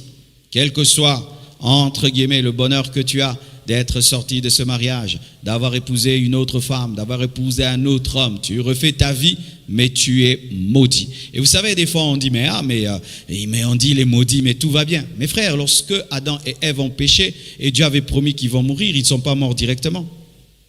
Alléluia. Mais le processus de la mort avait commencé. Vous savez, ils sont morts après 900 ans. 900 ans. Mais Dieu avait dit, si tu manges, tu mourras. Alors des fois, il y a des maudits qui nous trompent. Ils sont maudits, mais tu le vois, ils continuent à vivre comme Adam et Ève. Il est devenu mortel. 100 ans, 200, 300, 400, 500, 600 ans, 800, 900. Après, il meurt. Oh, mais après, maintenant, il a été maudit. Mais pendant 900 ans, tu croirais que Adam était béni. Alors ne soyez jamais attirés par ces personnes qui divorcent et qui paraissent être heureuses comme si elles ont réussi leur coup. Et tu dis, ah mais lui, c'est comme ce divorcé là, il est plus heureux que moi. Mais ce divorce, non, il est maudit, Dis la parole de Dieu, maudit comme un voleur. Un divorcé est maudit comme un voleur. Ce n'est pas moi qui le dis, c'est Zacharie 5, verset 3. Un divorcé est maudit par Dieu. Donc pendant que le siècle présent dit j'ai réussi mon divorce, j'ai fait un bon divorce, Dieu maudit la répudiation, il a la haine pour la répudiation et il maudit les parjures, les personnes qui brisent des vœux. Amen. Alors parlons à présent des solutions au divorce. J'en ai 17, je vais faire l'effort de finir, c'est pourquoi j'ai pris la parole un peu plus tôt aujourd'hui. Excusez-moi de ne vous avoir pas trop attendu aujourd'hui, sorry. Premièrement, voici le premier secret, le Saint-Esprit. Alléluia. Le Saint-Esprit. Romains 8, verset 8, la Bible dit, « Or, Ceux qui vivent selon la chair ne sauraient plaire à Dieu. Pour vous, vous ne vivez pas selon la chair, mais selon l'esprit. Si du moins l'esprit de Dieu habite en vous. Si quelqu'un n'a pas l'esprit de Christ, il ne lui appartient pas. Mes frères, souvent nous parlons du Saint-Esprit dans le domaine du ministère prêché, dans le domaine des miracles, des prodiges. Nous parlons souvent du Saint-Esprit dans le domaine des dons spirituels. Et c'est comme si dans le domaine du mariage, le Saint-Esprit ne peut rien faire. Mais sachez que même dans le domaine du mariage, on a besoin du Saint-Esprit. Pourquoi? Parce que c'est le Saint-Esprit qui te permet d'activer ton esprit. Ton esprit qui est la partie la plus puissante de ton être. Et lorsque tu n'as pas le Saint-Esprit, tu vas opérer dans la chair. Qu'est-ce que la chair? La chair, c'est la mauvaise partie de ton âme. Cette mauvaise partie de ton âme qui détruit tout ce que tu fais. Qui a un esprit d'autodestruction. C'est quand tu vois quelqu'un, il a un bon mariage, une bonne femme, un bon mari. Mais tu vois, il détruit ce mariage-là. Tu dis, mais qu'est-ce que tu as? C'est comme s'il est fou. C'est comme s'il a un esprit de suicide. Ah oui, la chair a un esprit de suicide. Dieu dit à Adam et Ève, vous ne mangerez pas, sinon vous allez mourir. Et ils vont s'approcher de la mort. Et depuis qu'Adam et Ève ont mangé de l'arbre défendu, il y a dans l'homme un esprit de suicide. Le suicide, ce n'est pas seulement prendre du cyanure et mourir. Non, c'est avoir un esprit qui te pousse à détruire ta vie.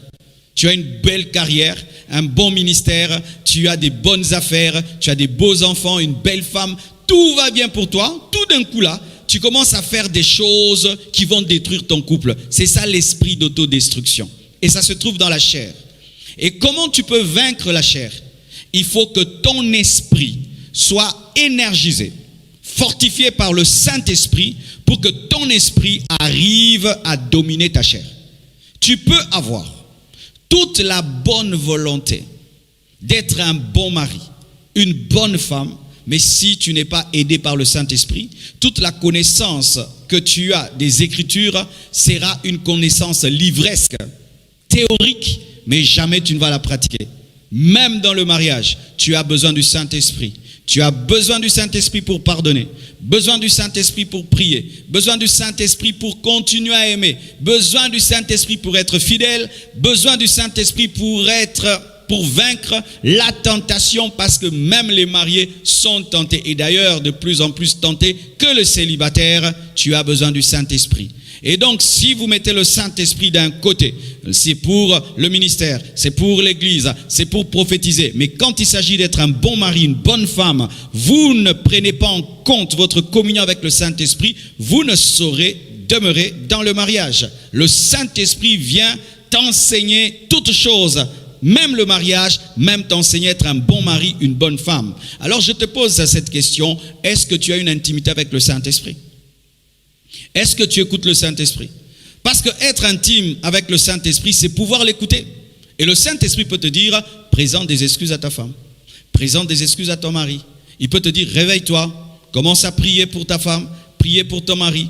Non, il ne faut plus dire ça. Il y a des choses que moi j'ai arrêté de faire. Ce n'est pas que ma femme a parlé. Non, le Saint-Esprit m'a dit non. Tu ne dois plus parler comme ça à ta femme. Tu ne peux plus te comporter ainsi. Et quand maintenant tu changes, elle te dit, je priais, je disais à Dieu de te parler. Parce que si moi je t'avais parlé, tu n'allais pas croire. Et l'Esprit de Dieu m'a dit ce qu'elle voulait me dire. Alléluia. Un homme qui écoute le Saint-Esprit a le meilleur parrain.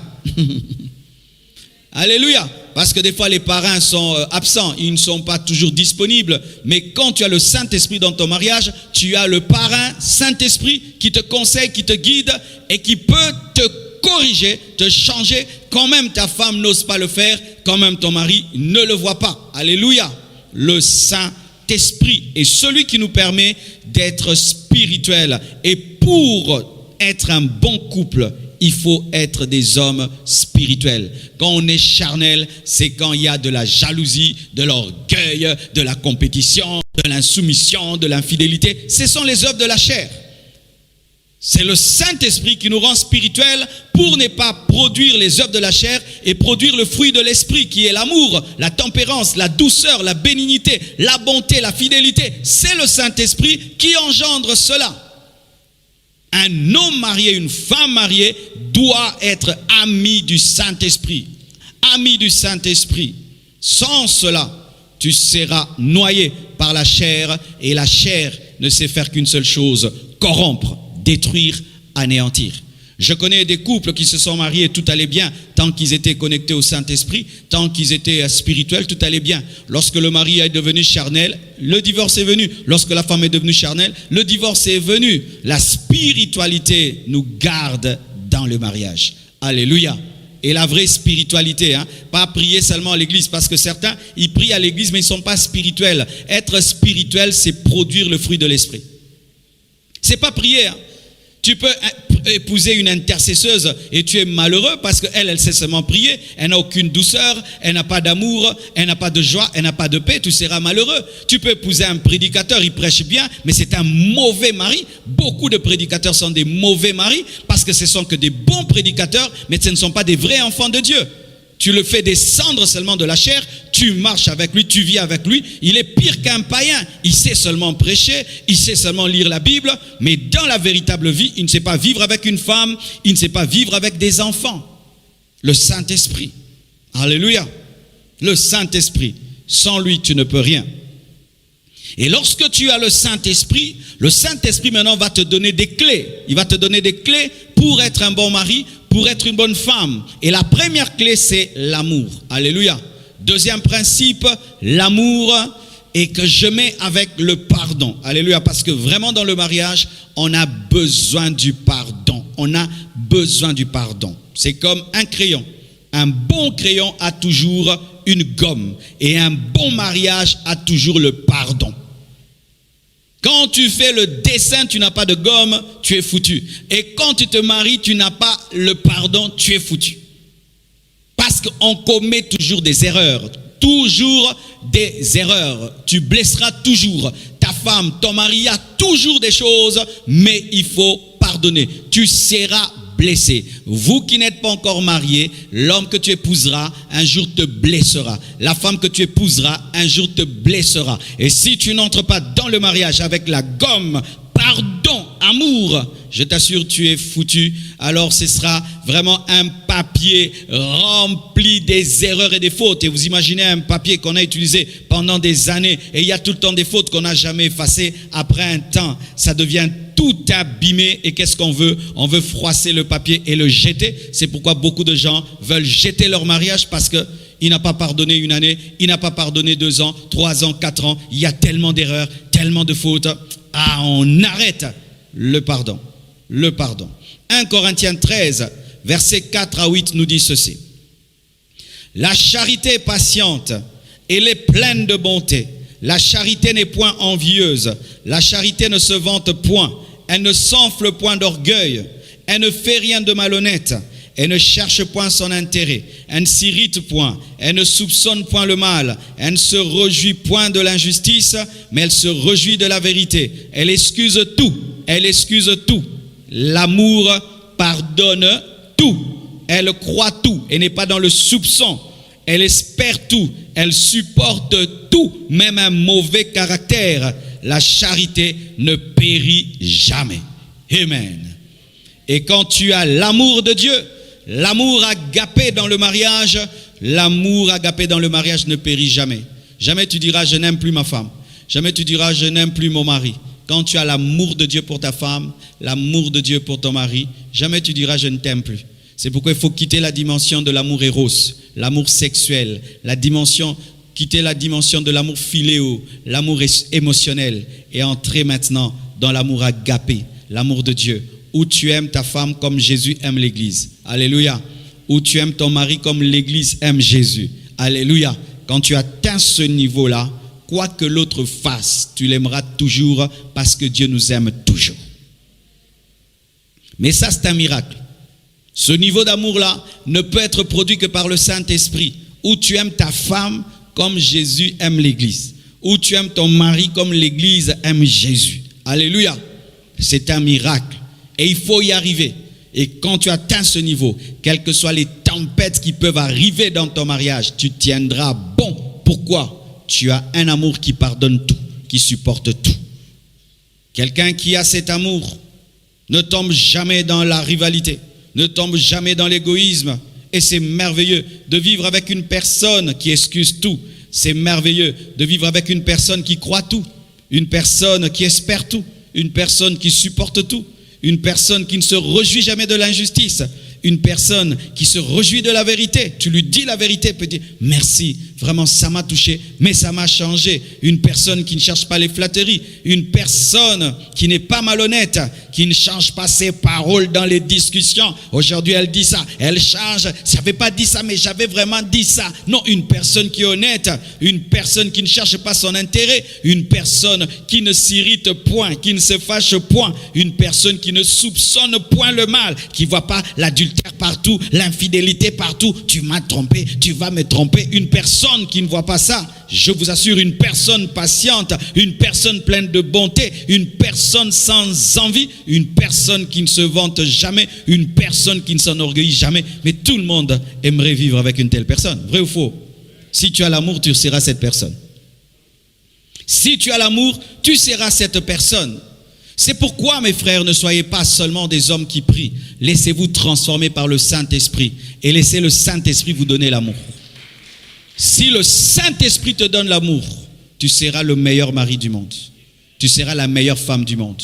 Pourquoi nos conjoints se plaignent? C'est parce que nous n'avons pas l'amour. C'est parce que 1 Corinthiens 13, versets 4 à 8 ne se révèle pas dans nos vies. Nous sommes colériques, nous nous réjouissons de l'injustice, nous soupçonnons le mal, nous ne cherchons pas l'intérêt de l'autre, mais moi, nous sommes malhonnêtes, même dans la discussion, nous sommes malhonnêtes. C'est pourquoi il y a des problèmes, dans les couples, dans les foyers, parce qu'il n'y a pas assez d'amour. Ce sont des mariages des égoïstes et des orgueilleux. Et je vous assure, il y a beaucoup d'orgueil dans les mariages. Je ne vais pas m'humilier, je ne vais pas accepter. Si je le dis, il va dire qu'il m'a dominé. Si j'accepte qu'il a raison, il va dire qu'il est plus intelligent que moi. Si je reconnais. Parce qu'il n'y a pas d'amour. Parce qu'il n'y a pas d'amour. Et aujourd'hui même, il y a des gens qui se marient, qui n'ont même pas la foi que l'amour existe. Et ils se marient, mais ils ne croient pas en l'amour durable. Ils se disent, on va se marier, mais est-ce qu'il m'aimera pendant 10 ans? Est-ce qu'il va m'aimer jusqu'à la vieillesse? Ah, mais tel homme a divorcé, tel autre. Est-ce que nous pourrons nous aimer toute la vie? Oui, c'est possible. C'est possible. Amen. Arrêtez de confesser ce qui se passe. Confessez la parole de Dieu. Il est possible d'aimer sa femme jusqu'à la mort, d'aimer son mari jusqu'à la mort. C'est possible. Alléluia. C'est possible. C'est possible. Vous devez croire que l'amour ne périt jamais. Ça existe.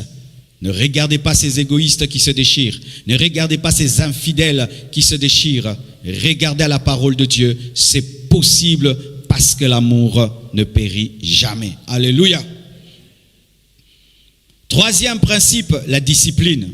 Si tu veux vaincre le divorce, tu dois avoir une communion avec le Saint-Esprit. Et cette communion avec le Saint-Esprit va te donner l'amour, l'amour qui conduit au pardon.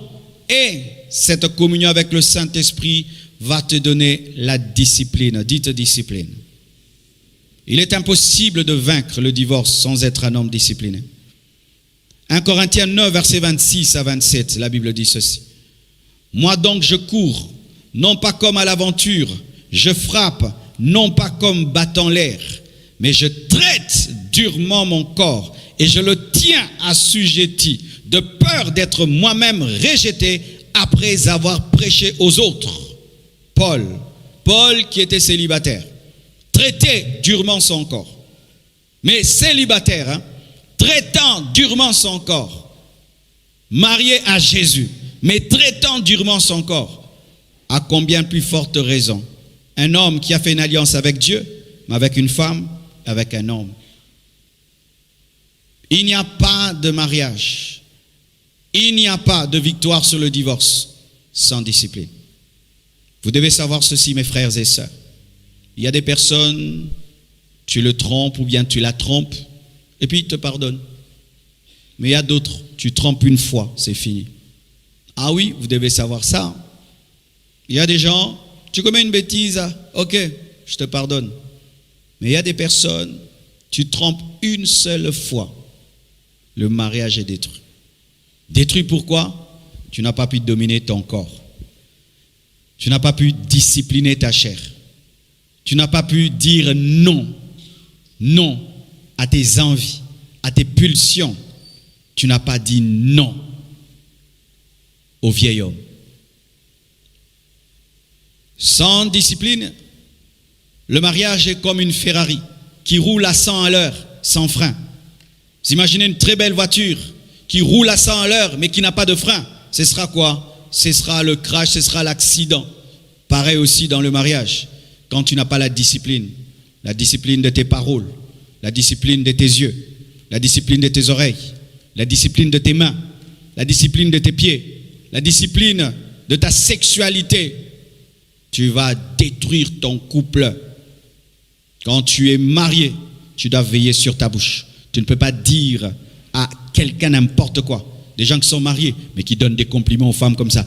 Tu es belle, tu es bien habillée, tu es belle, tu es belle, tu es belle, tu es belle, tu es belle, tu es belle. Une femme tu es mariée, tu fais ça. Une femme mariée, mais elle parle n'importe comment.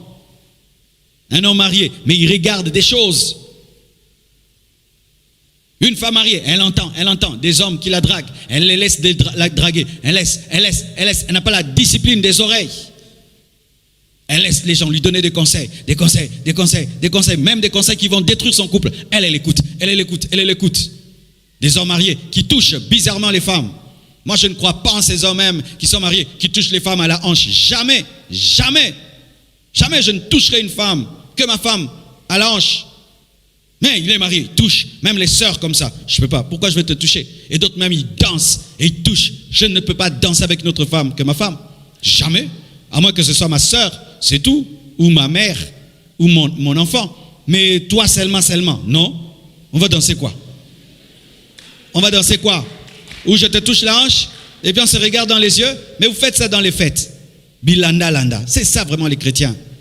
Des fois, il faudrait même que les anges descendent dans les fêtes, giflent les gens. Qu'est-ce que tu as avec cette sœur-là? Vous dansez, vous tenez les hanches. Vous savez que les hanches, c'est une partie sexuelle? Ah oui, c'est une partie sexuelle. Et on fait ça. Pourquoi? Vous avez vu les anges le faire? Paul le faire, Jésus le faire? Non, ça se fait. C'est pourquoi nous aussi on le fait. Vous faites. Quand on est marié, on a cette discipline-là. Quelqu'un ne peut pas venir, une femme mariée. Et en plus, des fois, les gens ne sont pas vraiment polis. Hein. Tu demandes à une femme mariée, viens, on va danser. Tu n'as pas demandé la permission à son mari, viens, on va danser. Et puis, tu prends la femme, et puis toi aussi, tu laisses. Danse avec ta femme. Ben, moi, jamais. Personne ne peut danser avec ma femme. Donc, vous allez danser pour vous regarder.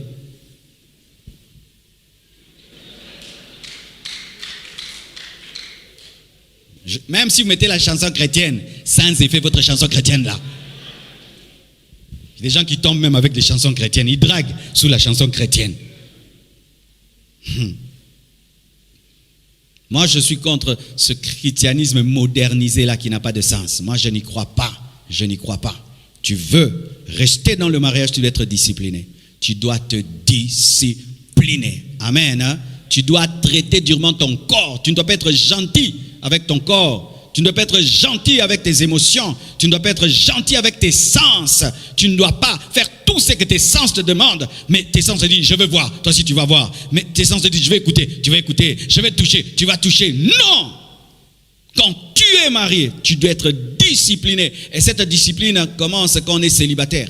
Certains célibataires, vous pensez que le mariage est une nouvelle naissance. Non, il n'y a pas de nouvelle naissance dans le mariage. Le mariage, c'est la continuité de ta spiritualité. Et si tu étais un célibataire indiscipliné, tu serais un marié indiscipliné. Ah oui, d'ailleurs, tu peux mettre pire qu'avant. Tu sais ça? Pire qu'avant, indiscipliné avec l'alliance. Ah oui.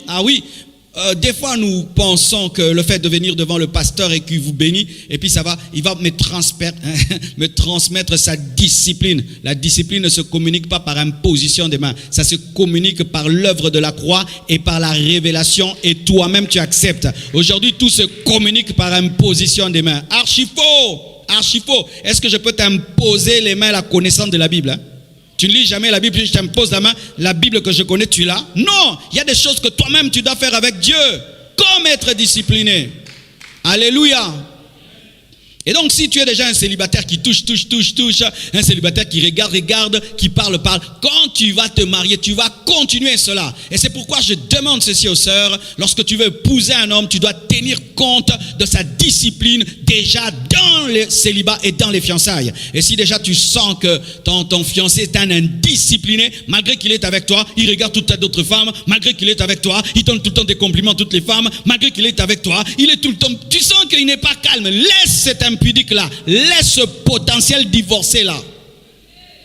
Mais le problème c'est que tellement vous voulez vous marier, vous voulez même aller mourir là-bas. Parce que je me marie seulement.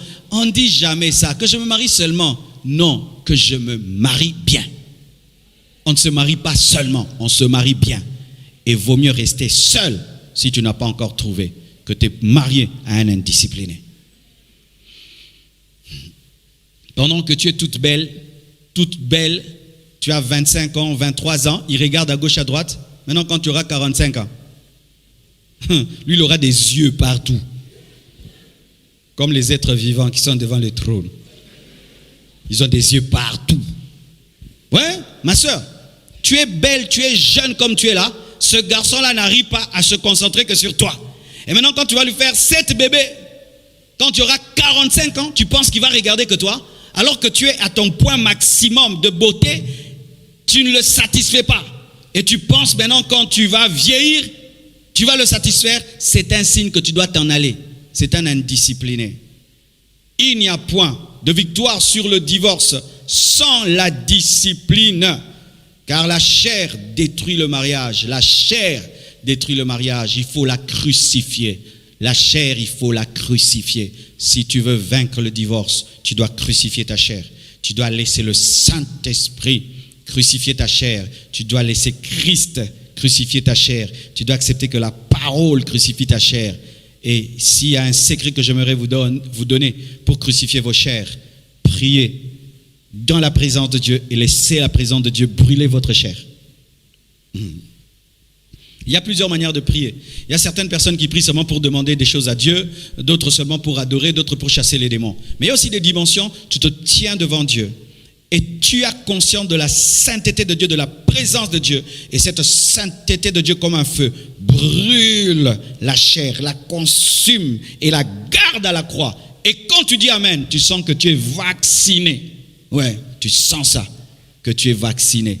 Et une tentation vient, tu sens que la chair, elle est crucifiée, elle n'agit pas, et l'esprit domine. Que Dieu t'aide à atteindre cette dimension. Quatrièmement, l'unité dans la prière. Et c'est bien choisi. Je n'ai pas dit la prière, j'ai dit l'unité dans la prière. Matthieu 26, verset 41, la Bible dit « Veillez et priez afin que vous ne tombiez pas dans la tentation. L'esprit est bien disposé, mais la chair est faible. » L'esprit est bien disposé, mais la chair est faible. Lorsque Jésus-Christ a trouvé ses disciples en train de dormir, alors qu'il était proche de la crucifixion, c'est le plus grand conseil qu'il leur a donné, qui aujourd'hui est en train de nous aider par rapport à la tentation. Priez et veillez afin de ne pas tomber dans la tentation. Et cette parole révèle que la prière fortifie l'esprit et permet à l'esprit de dominer la chair. C'est-à-dire que tu peux avoir toute la bonne volonté de vaincre le péché, de vaincre la tentation, mais si tu ne pries pas et si tu ne veilles pas dans la prière, tu n'auras pas la force de le faire. Et la preuve est donnée, Jésus-Christ, qui avait veillé et prié, a pu tenir devant la tentation. Il n'a pas renié sa destinée, il a accepté de mourir. Mais les disciples qui n'avaient pas veillé et prié, qui s'étaient endormis, lorsque leur destinée s'est approchée, ils ont renié Jésus-Christ, ils ont dit qu'ils ne l'ont jamais connu, ils ont fui parce qu'ils n'avaient pas la force spirituelle de faire ce qu'ils voulaient faire, de faire ce qu'ils pensaient être bon, ils n'ont pas eu la force. Tu peux savoir que divorcer c'est mal, mais tu manques la force de ne pas divorcer. Tu peux savoir que maltraiter ta femme c'est mal, mais tu n'as pas la force d'arrêter de le faire. Tu peux savoir que parler mal à ton mari c'est mal, mais tu sens que tu n'as pas la force de t'arrêter. Et ce qui peut te donner la force, c'est la prière. Tu peux être tenté d'être infidèle, et si tu pries, tu vas vaincre la tentation. Mais si tu ne pries pas, même si tu connais la parole de Dieu, tu pécheras dans la connaissance de la parole de Dieu. Et si j'ai dit unité dans la prière, c'est que l'homme et la femme doivent prier ensemble. Il y a de la puissance quand tu pries seul, mais il y a plus de puissance quand tu pries avec ta femme. Il y a de la puissance quand tu pries seul, mais il y a de la puissance quand toi et ta femme vous priez. C'est pourquoi ce réseau mondial de 21 heures, vous devez le prendre très au sérieux. Vous devez prendre très au sérieux le réseau mondial d'intercession. Priez avec vos femmes, vos maris et vos enfants. Satan n'aime pas la prière et il n'aime surtout pas qu'un homme prie avec sa femme, qu'une femme prie avec son mari. Lorsque vous allez vous marier, vous qui êtes célibataire, vous allez remarquer ce combat-là. Il y a un combat démoniaque contre la prière faite avec son conjoint. Satan n'aime pas. Pourquoi? Parce que si toi et ta femme, vous ne vous entendez pas, et chaque 21 heures vous priez ensemble, vous serez obligé d'arranger, vrai ou faux? Parce que vous n'allez pas prier dans la colère. Mais comme chez nous, par exemple, nous faisons des tours pour prier, pour conduire la prière. Imagine maintenant, c'est le tour de Maman Blanche. Maintenant, moi, je l'ai énervé, on ne se parle pas. Maintenant, c'est son tour de diriger la prière. Alors, elle va diriger la prière comment? Elle ne saura pas. Elle doit d'abord arranger avec moi, et puis nous allons prier ensemble. Vous voyez que le culte familial protège le couple parce que ça vous force à être en communion avec Dieu. Et qu'est-ce qui nous sépare de Dieu? Ce sont les torts que nous faisons à l'autre. Prie avec ta femme. Et si vous êtes fiancé, commencez déjà maintenant à vous agenouiller et à prier avec vos fiancés.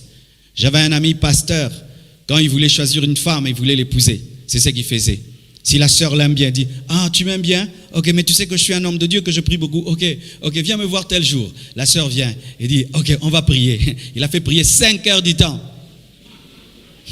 5 heures. Ma sœur, on prie. Et puis le lendemain, elle fouille. Et puis il dit, c'était pas toi. Ah oui, c'était un très bon choix. Qui va essayer ça? Même ma sœur, essaye ça, ce frère-là, charnel-là, qui s'habille bien, parfumé, mais qui n'aime pas prier. Dis, frère, viens me visiter, hein. J'aimerais te parler. Là, il va croire des choses.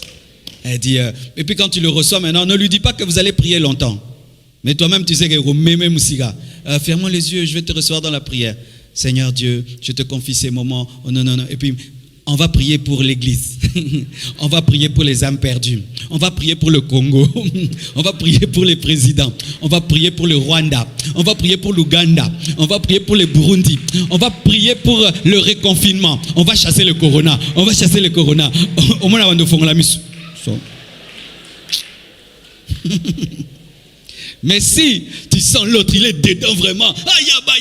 Va dire, continue. Ah oui. Souvent, ceux qui refusent de prier dans les fiançailles refusent de prier dans le mariage. Souvent, les lourdeaux dans les fiançailles sont les lourdeaux aussi dans le mariage. L'homme continue à être ce qu'il a toujours été. Quand tu vois, tu dis, viens à l'église, il ne vient jamais à l'église. Toi, tu es à l'église, lui n'est jamais à l'église. Toi, tu sers Dieu, lui ne sert pas Dieu. Sache que même dans le mariage, le même problème va venir. Faites très attention. Et qu'est-ce qui se passe maintenant? Lorsque vous ne priez pas ensemble, qu'est-ce qui va se passer? L'un va grandir et l'autre ne va pas grandir. Et le diable, lorsqu'il attaque, il cherche la porte. Quelle est la porte du diable dans un couple? C'est la personne la plus faible. Regardez bien. Dans les couples qui ont divorcé, le divorce rarement vient des deux personnes directement. Il y a toujours un qui crée le problème. Et qui crée le problème? C'est le faible. Et dans une vision que j'ai vue, je crois que je vous ai déjà partagée, j'avais vu comment l'esprit de divorce opérait dans le monde. Il opérait dans les ténèbres. Et qu'est-ce qu'il faisait? Il attaquait les couples, mais n'attaquait pas les deux au même moment. Il cherchait dans le couple le faible. Et il mordait le faible. Quand il mordait le faible, il s'en allait. Il savait que le travail était fait. Que l'autre maintenant, qui est faible, va contaminer le fort. Et j'avais vu, il y avait beaucoup de maisons, mais la plupart des maisons étaient dans le noir. Seulement les maisons qui étaient en communion, qui étaient en unité, étaient éclairées. Et comment on arrivait à vaincre cet esprit? Il fallait que l'homme et la femme se mettent ensemble, se tiennent les mains et puissent repousser cet esprit. C'est alors qu'il partait. Lorsque toi, tu te donnes à grandir spirituellement et tu laisses ta femme en bas, tu ne sais pas ce que Satan lui dit. Vous voyez, c'est ce que Adam a fait. Il a laissé sa femme causer avec le serpent et lui amener le problème. Peut-être que toi, tu ne veux pas le divorce, mais le divorce peut venir de ta femme, le divorce peut venir de ton mari. Et alors, si l'autre veut, en dépit de tout, le divorce, même toi tu n'en veux pas, tu vas subir le divorce. Et tu vas te retrouver divorcé. Pourquoi? Parce que tu as laissé le monde gagner l'autre. C'est pourquoi tu dois toujours veiller sur la vie de prière de ta femme et de ton mari. Viens, on va prier. On prie. Éteins la télé, on prie. Venez, on va prier. Éteignez les téléphones. On prie. Venez, on va prier. Viens, on prie. Prions. Tu dois veiller. Mais pas, moi je prie beaucoup. Ok? Tu es en train de croître. Mais lorsque une partie du corps croît, pendant que l'autre décroît, ça crée quoi? Une infirmité. Si j'ai deux mains, cette main est très musclée et l'autre est chétive, je suis infirme. Pareil aussi, si dans ta spiritualité, dans ta vie de prière, toi tu te donnes à prier et tu ne pousses pas ta femme, tu ne pousses pas ton mari à prier, parce la personne faible, le diable viendra. Et un jour, ton mari, il te sort un langage. Tous mes amis qui ont mon grade, tous ont des copines. Moi aussi, je veux une copine. Pourquoi? Il est devenu mondain. Et demain, ta femme te dit, je veux ma liberté, je vais refaire ma vie. Parce qu'elle côtoie, il y a des femmes païennes, elle ne se donne pas la prière et vous divorcez. Tu dois veiller sur la vie de prière de ta femme, sur la vie de prière de ton mari. Tu dois arrêter de grandir seul en laissant l'autre en bas. Et lorsque vous êtes fiancé, tu dois pousser l'autre à aimer Dieu comme tu l'aimes. Sinon, dans le foyer, tu risques d'être fort et l'autre est faible et c'est par lui que le diable viendra. Alléluia. Sachez que le diable, les sorciers, les démons combattent le mariage. Le diable n'aime pas le mariage. C'est pourquoi je vous encourage, même sur Internet, de montrer combien vous aimez vos femmes, combien vous aimez vos maris. Que ce ne soit pas du théâtre où vous chamaillez tous les jours. Et maintenant sur Internet, mon ceci, mon cela, arrêtez ça. Ça c'est vraiment du théâtre. Mais si vraiment tu aimes ta femme, vraiment tu aimes ton mari, vraiment vous êtes en osmose, présentez cet amour. Le monde actuel doit savoir qu'il y a des hommes qui aiment leurs femmes et des femmes qui aiment leur mari. C'est important parce que Satan combat le mariage, surtout en ce temps de la femme. Il ne veut plus de mariage. Il veut que les hommes cohabitent, aient des enfants, mais qu'il n'y ait pas le mariage. Satan ne veut pas du mariage. Pourquoi? Parce que c'est la première institution divine. La première. Et donc il sait qu'en détruisant le mariage, il détruit le reste du plan de Dieu. Pourquoi? Les prophètes, les serviteurs de Dieu sortent des mariages. Alléluia. Et lorsque tu sais que Satan combat le mariage, tu dois prier. Tu dois prier. Pourquoi nous prions beaucoup pour l'église? Nous savons que Satan combat l'église. Pour l'église, il y a des intercesseurs, il y a des partenaires spirituels, il y a des revivalistes. Il y a 4 départements de prière dans cette église, rien que pour l'intercession. On a même la H24, 24 sur 24 heures en prie. Mais pour nos mariages qui sont combattus, autant que l'église, combien de temps tu passes pour prier pour ton mariage? Combien de temps? Même toi qui n'es pas marié, combien de temps tu pries pour ton mariage? Pas seulement dire, Seigneur, donne-moi un mari. Non, même l'après-mariage, combien de gens prient pour cela? Seigneur, donne-moi un foyer solide, donne-moi un foyer qui tient, donne-moi la force de vaincre les puissants des ténèbres qui règnent en ce temps de la fin. Vous devez prier parce qu'il y a des puissants des ténèbres, il y a des sorciers, des enchantements et des envoûtements qui sont lancés contre le mariage. Même certains films que les chrétiens regardent, ça envoûte les mariages. Ça envoûte. Moi, il y a des films que j'aime pas qu'on regarde à la maison. Tu sens que ça ne pousse qu'à la rébellion, à l'insolence, à l'adultère, à l'infidélité. Alléluia. Priez.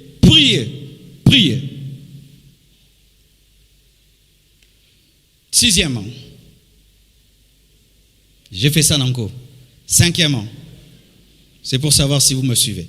5e, la méditation et la connaissance de la saine doctrine.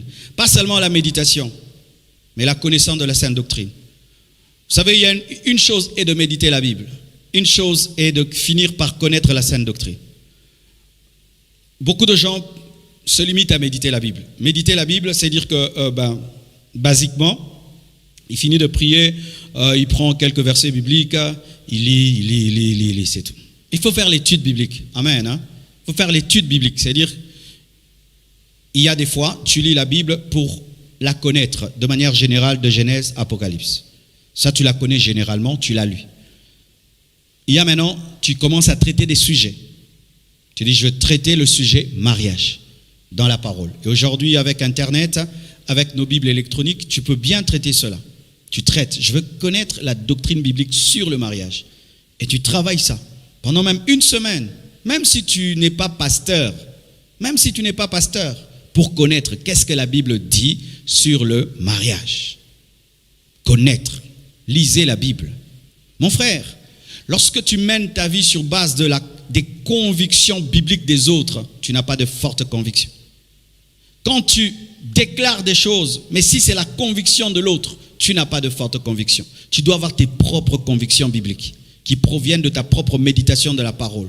De sorte que ce que tu fais, tu ne le fais pas seulement parce que le pasteur l'a prêché, toi aussi tu l'as étudié, tu l'as découvert et Dieu t'a aidé à comprendre. Alléluia. Pourquoi je dis cela, mes frères?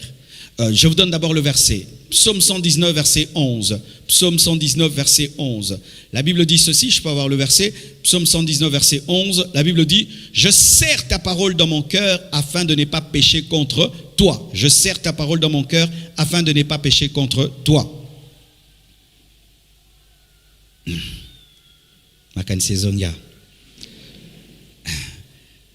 David dit qu'il serrait la parole de Dieu dans son cœur. C'est pas qu'il prenait la Bible comme ça, comme je vois certains se promènent avec la Bible comme ça. Lorsque les églises de réveil avaient commencé, quand tu es un frère en Christ, tu dois avoir la Bible comme ça. C'est-à-dire, tu aimes la parole. Ou on mettait ça sous les selles.